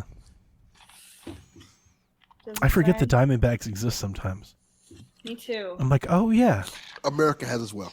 They were the oh my shit, though. God. Remember? I can't believe I had this in my house for They're years. the unit and shit. Remember they did that run? They were great. They were awesome. But yeah. I'm pretty excited about this only because listeners may remember they tried putting PGA 2K on Switch 1 and it was not awful. It was, I want to say bad, but people hated how bad I was on it. But you were accurate. It wasn't good. It really wasn't. It's not good. I am going to reach out. I have a friend at the studio who's allowed me to review several of these. I'm going to reach out and see if I can get a Switch 2 copy because I would love to be able to play it. And because here's the thing, I think the Switch 2 version will run great because these are not like crazy hard games to run. So I think this should be a really good port, and I'm very excited by that because I do love these games. So. I think I just woke up Josh with that screaming. Go ahead. I have some news. I guess it just came in. People were asking about Persona 3 Reloaded. At Target, it's $24.99 right now. Boom. Nailed it. Who was that? I feel like it's too far to go find it. But I think it was I Can't See, maybe. If you're still here, go to Target now. Yes, it's $24.99. $25. It's not bad. Yeah, so there you go. And Rebecca, that's the news. That's the news. Now for Shaq questions directly from you. There's 5 of them. Not much this week. From 4 different people. Which is okay. You guys come through every week. And this we actually had like some news to talk about. So like we weren't relying that heavily on the questions like we do some weeks. Do better. The same volume. No. Andy Techno writes in, question for the show. Will Donnie's Switch be jealous of his Lenovo deck and Steam machine? No. It has nothing to worry about. The Switch 2 is goated. It is in the top spot. It'll remain there. I will be using my Steam machine to play Shadow of Mordor and Fable and Skyrim, like a bunch of old shit. Like that's all I'm doing. The Last of Us, that's my box. I'm still playing. And there's all the stuff you're gonna play on the Switch is not gonna come to the Steam machine. 100%. Yeah, they're Steam two different things. The Steam machine is a compliment. It's the Xbox, PlayStation, and one. I get to just put it all in one box and then quit worrying about the other consoles forever. Yeah, you don't wipe the side chick. 100%. Yeah. Faceplates though. Okay. Faceplates. I may have to buy less Kirby games because of the faceplate problem. Yeah, there you go. See, but now here's the thing: Kirby faceplates though. Like, will 10 out of 10 will have a Kirby faceplate for the Steam machine. 100% I will do that. So true. Yeah. Okay. Big box mode. We're doing like Steam machine mode. Remember the Kirby, like the last Kirby game where they had like him like expanding to a car in the circle and shit. They're like spring mode, spring Kirby. This is the big beautiful box. Let's go. Tom Richards writes in and asks, while VR is a niche market, VR gamers have an unusually high attach rate for games similar to Nintendo fans, with Sony having PSVR 2 and Valve getting back into it with, it's called Steam Frame? That is correct. That's what their new VR thing is called, the Steam Frame. Do you think Nintendo will try to enter the VR market? Ooh, yeah. Can I go? Go ahead. Yeah. Are you going to do Virtual Boy? Yes, I am. Go. You do Virtual Boy because I got something else. That is the correct answer. Virtual Boy. They are entering back. Virtual Boy. I mean, that's true. It's not true. That's what it is. Yeah, it's not true. They're making a thing for you to put your face in and play red and black Mario Tennis. Like, you are correct. Yeah, that's it. They're Lo-Fi Virtual Boy. I wanted to shout out something I brought up, I think before the Switch released. I brought up this idea. I still think it's there if Nintendo ever wants to do it. There are these people that keep making these glasses that you wear to play games on. Like sunglasses, and you plug the USB-C into your headset and you just play it in your glasses instead of holding the screen. I keep looking at that as some sort of potential for a Switch 2 VR thing. Like, what if Nintendo partnered with somebody to do that? Thinking about that makes me want to throw up. I just feel like I would get so nauseous so fast. I only point out in the sense that it makes sense because Nintendo kind of has, you already have the stuff needed. If you just got the glasses, like if they came out with a glasses accessory, you already have the Switch, so you could like plug it in, put it in your pocket, right? They already have the controllers. They already have motion controls and they already do all of it. It's all there. If they just put the Switch in your face and then you're there. So I don't think it's likely, but like, would I be shocked? No, I would not be shocked to see this ever. I could see it. I can see people making smaller games for Switch 2 for that VR headset. For the fake VR headset. I tweeted at Bethesda and I was like, listen, we need Virtual Boy support for Doom. Yeah, Doom 1 virtual, 100% we do. I want to play it. Can I say something? We are so quick to have moved on from Nintendo Labo. Mm-hmm. Labo 2, baby. Let's go. They have already entered the VR market with Labo. Yeah. No, I don't think Nintendo's going to do this. And they did the camera. This weird camera that nobody uses. They did that. But yeah, I don't think it's likely, but I wouldn't be shocked. Labo 2, baby. Sell us more cards. I also think those glasses, maybe Nintendo does a cheaper version of their own version of that, but I feel like that could be an accessory they sell to just Switch people. Even without the VR application, it's just you can play your Switch without holding your Switch, right? Like in public. That'd be fun. Yeah. I don't know, because those things are pretty expensive. I think they're like $200 for those glasses, I think. A third-party company should make it. Switch to. Mm. You just make it. Hey, you go plug it in. If there's anybody that I want to do VR, it is Nintendo. Because I think of things like Nintendo Land, and they would do it in a way that I think would be really fun. It's just the tech I don't think is going to be there for some time. But they're going to do it again. We're going to get Miyamoto fucking swinging around a sword and a shield in VR one day.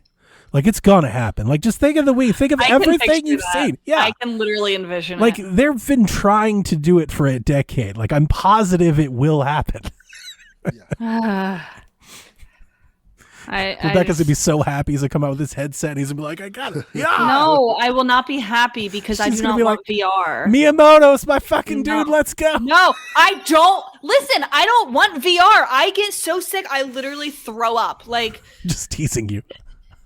That'll be bad. I don't want you throwing up. I will go buy a Dreamcast if that happens. Let's go, baby. Let's hold her to that. Yeah. Listen, everyone, remember this. Mark this down. We're gonna hold her to that when they show up with a VR headset. We're like, well, Dreamcast it is. Shit. I like Tom Richard's second question better because I have a lot to say about it. Take it away. His second question, he wants to know best vacation spot, beach or mountains. Take it away. Okay. Hear me out. The beach sucks. Wow.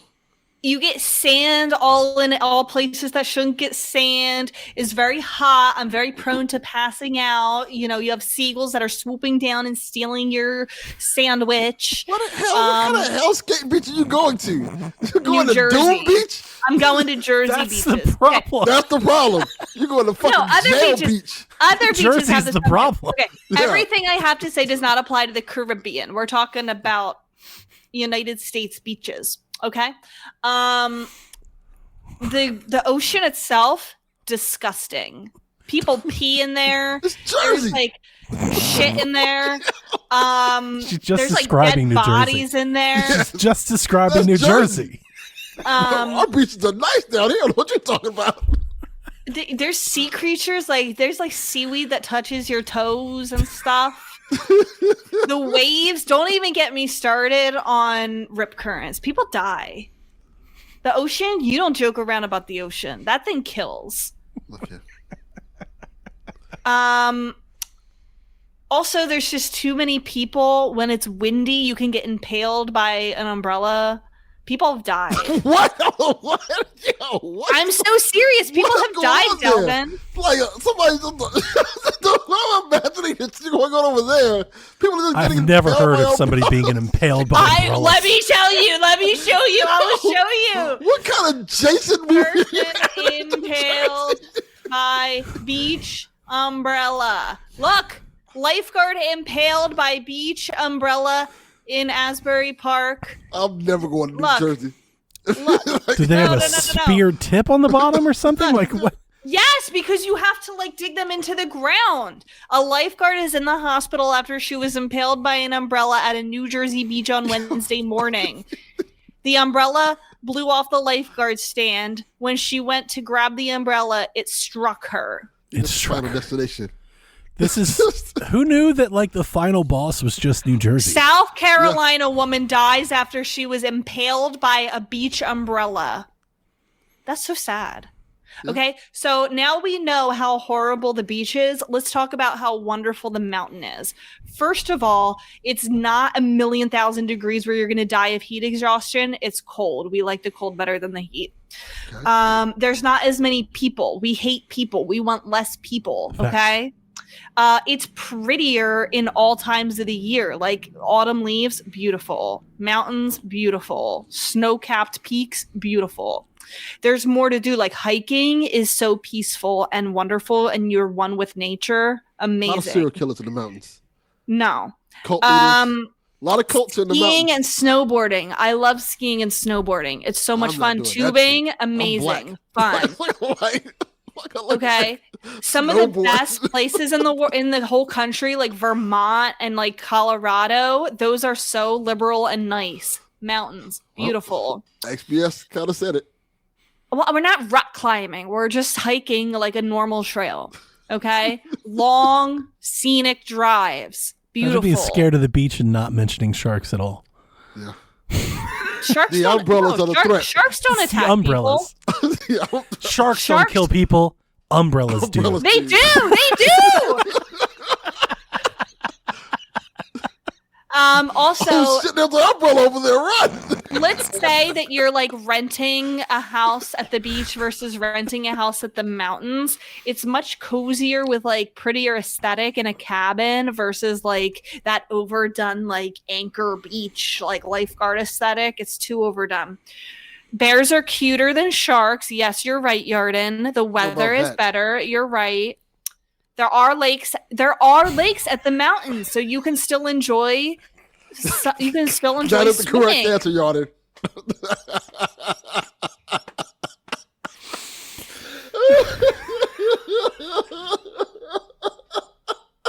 I don't know why everybody's laughing at me. I'm right. Because all of this is just very funny. It is great. I'm right. So Delvin, thank care to you, rebuttal? Tom Richards, for coming to my TED Talk. Absolutely not. See what they do to black people in mountains? Nope. Not doing that. Not going there at all. Why? Nah. Why? Tell me why. You love North Carolina? Got lots of mountains? I do love North Carolina. That's a little slice of Appalachia. Historically, black people haven't had good luck in mountains. Why? Cult leaders, serial killers, all that type of stuff. No. Serial killers? Yeah, that's where they hang out at. They don't hang out on beaches. I've never seen a serial killer on the beach.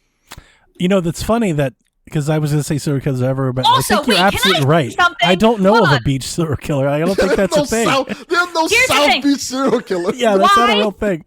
Well, if I want to go to the beach, okay, I have to pay outrageous price for parking, and then I have to pay for beach tags. You're telling me I have to pay money to go enjoy the beach? New Jersey's something else. New Jersey's sound like New Jersey's just Rebecca, terrible. You just hate New Jersey. All of this is just New Jersey. To go to the beach is $3. I don't like the sand or the heat or the Well, yeah, the waves. I get it. I passed out. I took my kids to the beach and I learned a valuable lesson then that I'm never taking, like, if the beaches are not meant for family vacations. No. When my wife and I go to the beach, we no longer take the kids. We're like, no, you can stay the fuck home. Y'all ruin everything. They hated it. They were miserable. Yeah. It was like taking Rebecca to the beach. And then you have to carry all of your stuff down the beach to find your spot, and you're surrounded by so many. You gotta find your little spot, and then I have to like make sure the seagulls don't get my sandwich. All right, so here's what I'm gonna say. As somebody who does both and likes both, I am gonna side with Team Beach with some caveats. I agree with you, Rebecca. I hate crowded beaches. South Beach was not my scene. Even Myrtle Beach was not my scene. Like, I don't like touristy beaches. Just go. I liked walking my dog on the beach where like there was no people, like an inlet where it was like cool, like there was like a breeze and like there weren't a lot of waves. She could just like lay in the water and like she could run without a leash. Like, I liked that. My wife and I got married on Jekyll Island, which is an island here off the coast of Georgia, and it's somewhat famously quiet. There's people there. It's just not a lot. You can go to the beach. You can literally go to the beach and be the only person on the beach that day. And I've done that before. And we love that. We love it there. There's a little hotel that's right by the beach. We can walk from the pool to the bar and to the beach and sit down and not have anybody. I would probably like that. I just don't feel like it's a relaxing vacation to go to like the beach and like lay in the sun and like get skin cancer and like splash in the water. Like, that's not relaxing to me. I love to like fall asleep on the beach. Yeah. Do you see how white I am? Do you know how fast I burn? Yeah, Melissa does the same. Yeah. Yeah. Don't have that problem. I love taking a nice nap. Yeah, I really don't either. But I really like a nice nap in the beach.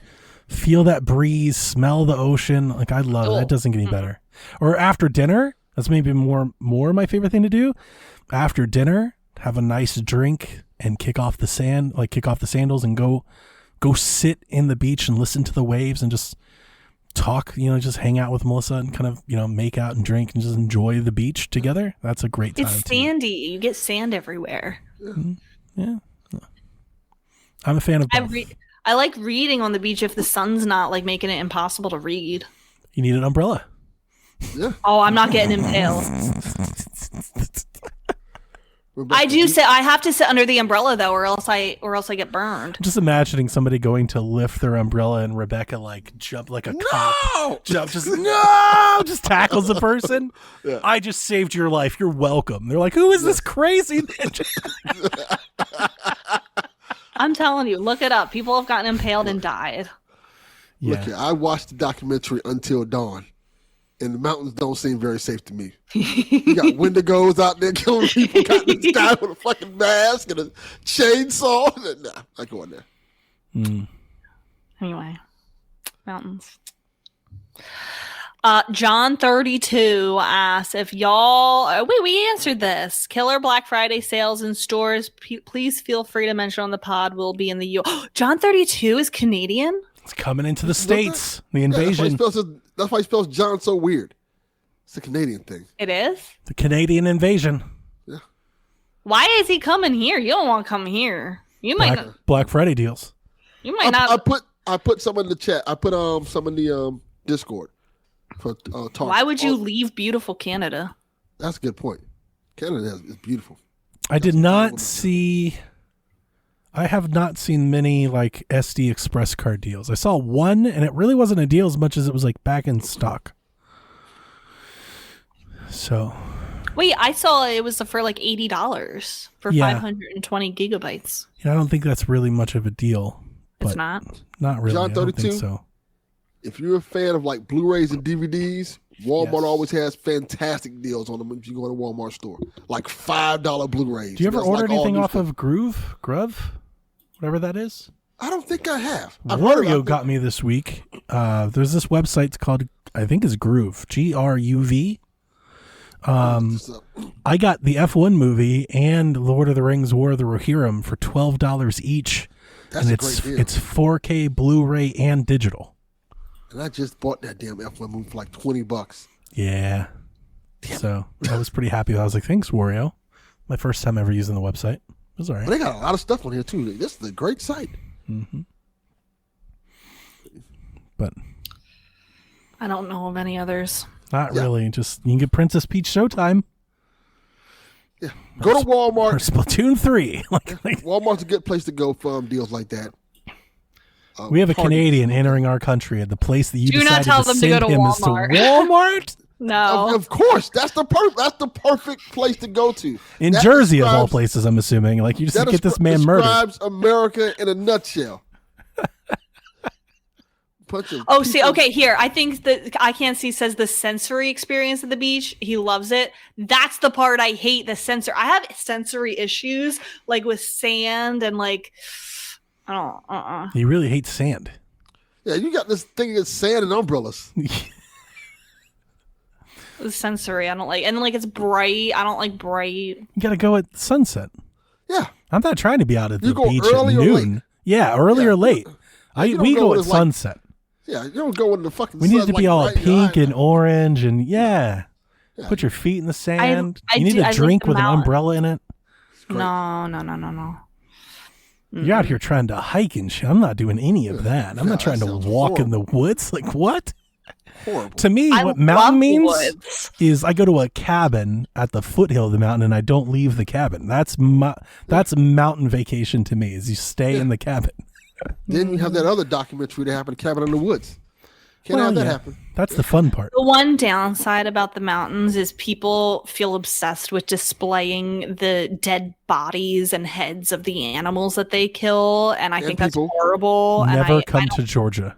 I hate never come to Georgia. You would hate Georgia. Yeah, you would hate it here. I don't know why people get joy in killing something that is powerless against them. Like, you would despise Georgia. Because that is a lot of Georgia. Yeah. I don't like that. I think it's pitiful and cowardly. Yeah. But anyway. And it's also like kind of like talk about sociopath, like people who kill animals. I don't like it. You just don't want to get off the beaten path here in Georgia, like outside of the city. There's kind of that everywhere. My dad had an ex-girlfriend who rents cabins in Blue Ridge, as Nick mentions. And him and his family, they rented this cabin forever. And my wife and I were in high school. We rented the cabin on our senior trip, and we've gone there 10 times over the years. So like we do that vacation a lot, but we just not out about hiking, or we don't do any of that. We bring everything with us and we just stay in the cabin. We don't leave. Cabin's got a that's fine. Hot tub and stuff. It's very nice. Sleep in. It's good stuff. Okay, our last question comes from TPR. He says, I just finished Super Mario 3D World, including the special world, and holy hell, Champions Road is the hardest Nintendo level I ever played. I must have spent hundreds of lives. Which Nintendo game scenario was absurdly hard, but you decided to stick it out anyway and beat it? I vaguely remember this. I remember when we beat 3D Mario World, I remember dying a lot at the end. Like with Victoria and Jack, we're rotating the controller, and it took a minute. I don't know if about hundreds, but I do vaguely remember a difficulty spike there. I want to get out of the way of this question pretty easy, because when I find things that get really challenging, like I usually just quit. Like, I don't usually stick it through. Like, you look at Metroid Dread, like I was like, all right, that's enough. Like, I'm not here trying to do all that, so I don't know if I have a good answer for this. Younger me was all for the difficulty stuff, like, you know, like during that NES, Super NES era. Like, that's all I did. Like Ninja Gaiden. All you had. Yeah, I played through Ninja Gaiden. I played through all those games like that. I didn't even know they were hard till I got older. Like, oh, this shit is actually hard. Like Mega Man and stuff like that. I never thought of those games being hard. Yeah, until you get older, like, oh, this is fucking hard. Like, how was I able to do it then? Now it's like, so something comes too difficult. Like, nope, not doing this. I'm okay. I'm here for a good time, not a bad time. So, something's difficult, I'm not even going to work on my brain. Yeah, I mean, like, I'll work through a challenge, but like if I start like squeezing the controller, feeling frustrated, I usually just stop.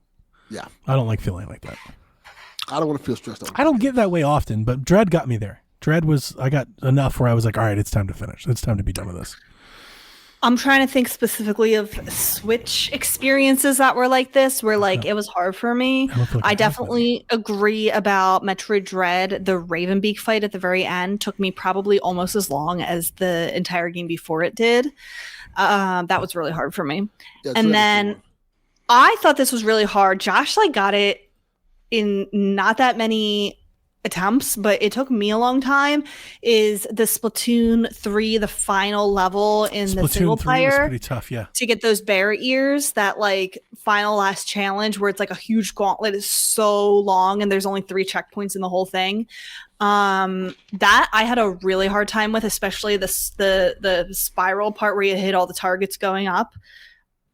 Josh did it in like one try, but it took me really, really, really long. What was that DLC expansion? Was that for Splatoon 2 with the train and stuff? Oh yes, that was really hard too. I quit that. The Octo expansion. That was a really tough challenge. I quit that one. That feels like so long ago now. Yeah, that's the best answer I could give. I played it and loved what I played, but it did get to a point where I was like, okay, I'm not going to keep trying this. Yep. Yeah.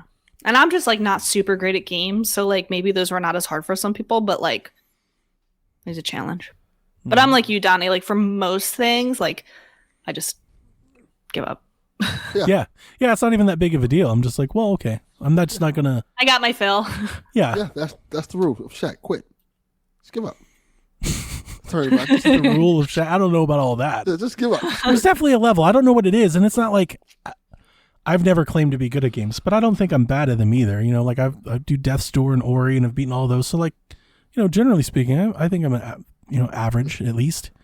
But eventually, when the games really start to push back, and like that's the fun part, that's when I check out. I'm like, okay, I don't want to do this.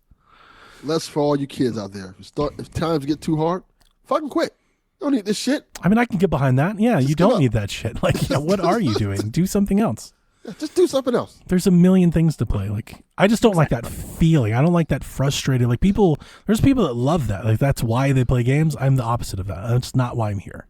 You want to go to law school? I want to be entertained. I want to laugh or be captivated. I want to be in the lore. Like, I want to enjoy what I'm doing. Getting ready to take that doctor's exam to become a doctor? Nah, just quit. Don't worry about it. Wow. Getting ready to get that law degree? Nah, fuck that, son. I'm with you, XPS. There are some incredible gamers out there in the world, 100%.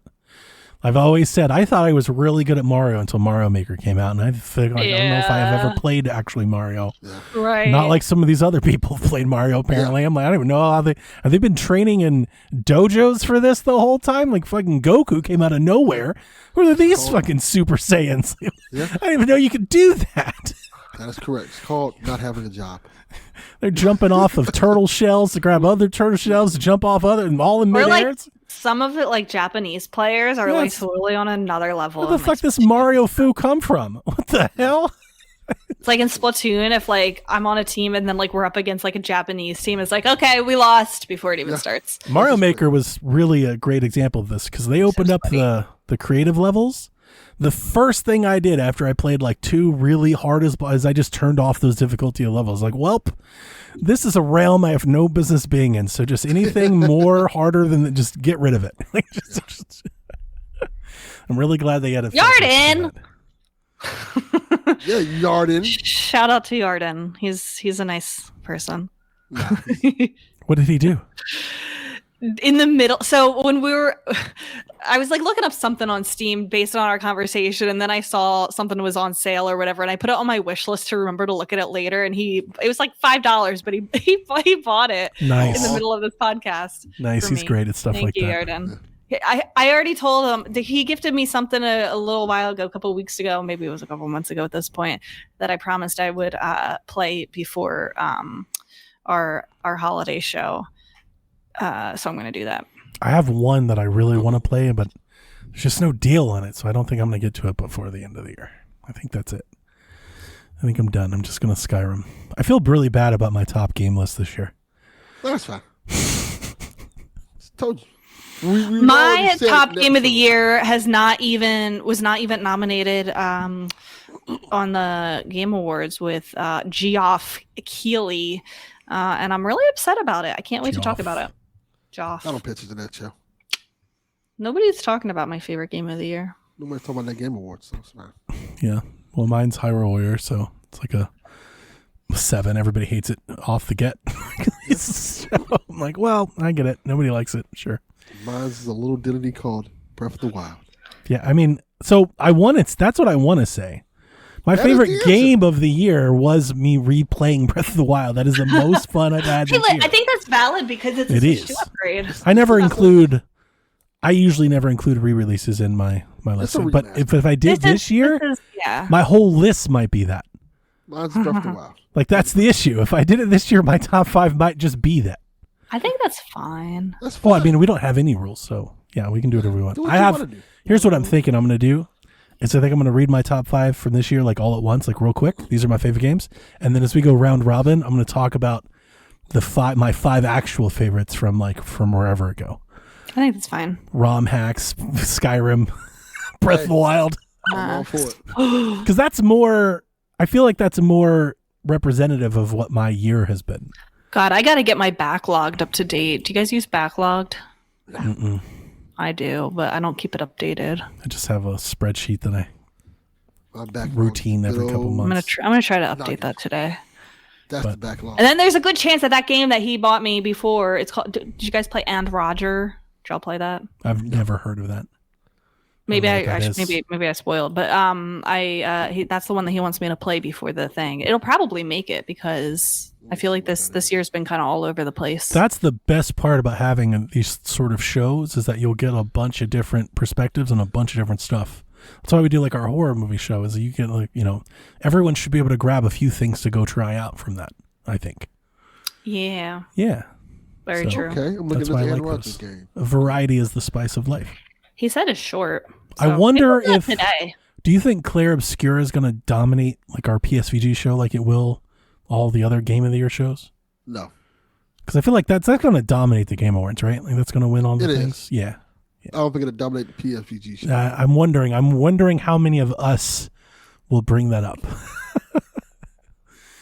There's definitely going to be one, but like I feel like everyone else is going to be like 10.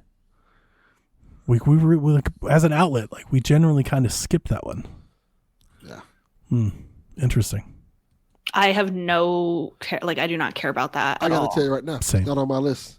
Didn't play enough of it. Yeah. So. I mean, obviously, so I don't think it's going to be 3 people right there who's not right. But think about this: when that game gets announced for Switch 2, and it will, that's going to be a huge update for like millions of people. People will be so excited, and Shaq probably not. Like, yeah, Claire Obscura's coming out. Great. Yeah. I'll probably play it then. Oh, you think? Yeah, probably. I don't have time. Kind of life. And Pokemon's out. Catch the Pokemans. Oh man, now I want to update my backlog. I think that's what I'm going to do right after this show. XPS says, I think it might win every nominated category aside from audio. Yeah, I think that is like the Game of the Year for most people. And that's cool. But, I think we've departed from that train a long time ago, and I think this year's going to be fucking chaotic. If last year's wasn't already, this one I think is going to be real chaotic. So last year went off the rails. This year's going to be like fucking PSVG 2 Electric Boogaloo. Very accurate. That's it. Yeah. What? It was in the show. That's it. Bumper. What day is what day are we doing the recording for? We don't do it live, right? The 6th. The 6th. Okay, I'll be there for it. Yes. But it's not live. It could be. We normally don't do it live, but it could be. It's up to you guys. Okay. And the fact that we're scheduling it now instead of having it near Christmas, I think it'd be more sense to do it live than not. And it's like so far away from Christmas. Yeah. There's no point in like holding it. I don't think. Yeah. Everybody can thank Delvin for that. He's destroyed the Christmas show. Goddamn right. Had to be done. He's destroying it from within. Metroid comes out on the 4th? Yeah, I know. Like we're just kind of skipping it. We're doing the worst possible thing a Nintendo podcast could think to do. Goddamn right. I brought this up when we were setting the schedule. I was like, this doesn't make sense at all. Okay. But it's okay. Play Metroid. Nobody told him to come out that date. I'm going to have to play it like all Friday night. She's going to beat it before the show. She's be like, I'm here to tell you it's the best game. That's dedication, Rebecca. I like it. I can't do well, that. Shaq, if you're dying for well, look, here's what I said. If you want to record something, we can still just put it out if you want to do something solo. Maybe I will. Yeah, I think that'd be fun. spoilers. I'm not. I'll stream for the first time in a year. Oh, that'd be crazy. That'd be good. Yeah. I think people would love to watch you play Metroid. You should do that. Oh my god. I have such anxiety going back into streaming because it's been a year. Why? It's been so long. So? You're Rebecca. Yeah, you just turn on the game. It's like, what's... Yeah. So People much love go you. wrong. You've got that. That's in the bag, Rebecca. Yeah. I want to get, I don't know. Anxiety. I've had so much anxiety lately. Yeah. 2025 would do it to you. Mm-hmm. You need to go for a hike. Yeah. In the woods, in the mountains. Delaware River. Yeah. People die in the Delaware River. Apparently from umbrellas, from what I'm hearing. In my head, I'm just imagining Umbrella just hanging around the corner, staring at people. Vamp the Impaler out here. Yeah. Shoof. Somebody comes walking to the beach with like a umbrella through their stomach. No idea. It's so South Park. You know? We should make that a horror film. Just like one of those cheesy horror films. The beach. Yeah. Just umbrellas murdering people. Sand swallowing people. Just all the... You guys laugh, but it could happen to you. You guys laugh, but I don't think so, Rebecca. I really don't. I'm going to say this right now. If I ever get murdered by Umbrella, y'all have full permission to laugh at me. Yeah, I don't think you could, Rebecca. I don't think. What do you think the the family of that umbrella. 63-year-old woman thinks? What do you think they think? It's so sad. I'd be very upset if somebody I knew was impaled by an umbrella on their own accord. Yeah. Like, what were you doing? What happened? Yeah. Like, how is this possible? You're not hearing what I'm saying. You are relaxing on the beach and there's high winds and somebody else's umbrella blows away and it's like I know the vine on the beach and then it like the famous vine is good, right? The da-na-na-na-na run do like that's great. I don't think I would be I don't think I'd be on the beach when the winds were so high as to lift umbrellas. Like that's not beach weather. I would think I'm going to tell all my homies that are gangbangers stop using guns and just start using umbrellas. Just start pulling on you. Break yourself food. Have a great week, Koopalings. Goodbye. Whenever you're ready. All right. This is Frederick from Fire Emblem Awakening. And I forgot the line already. What?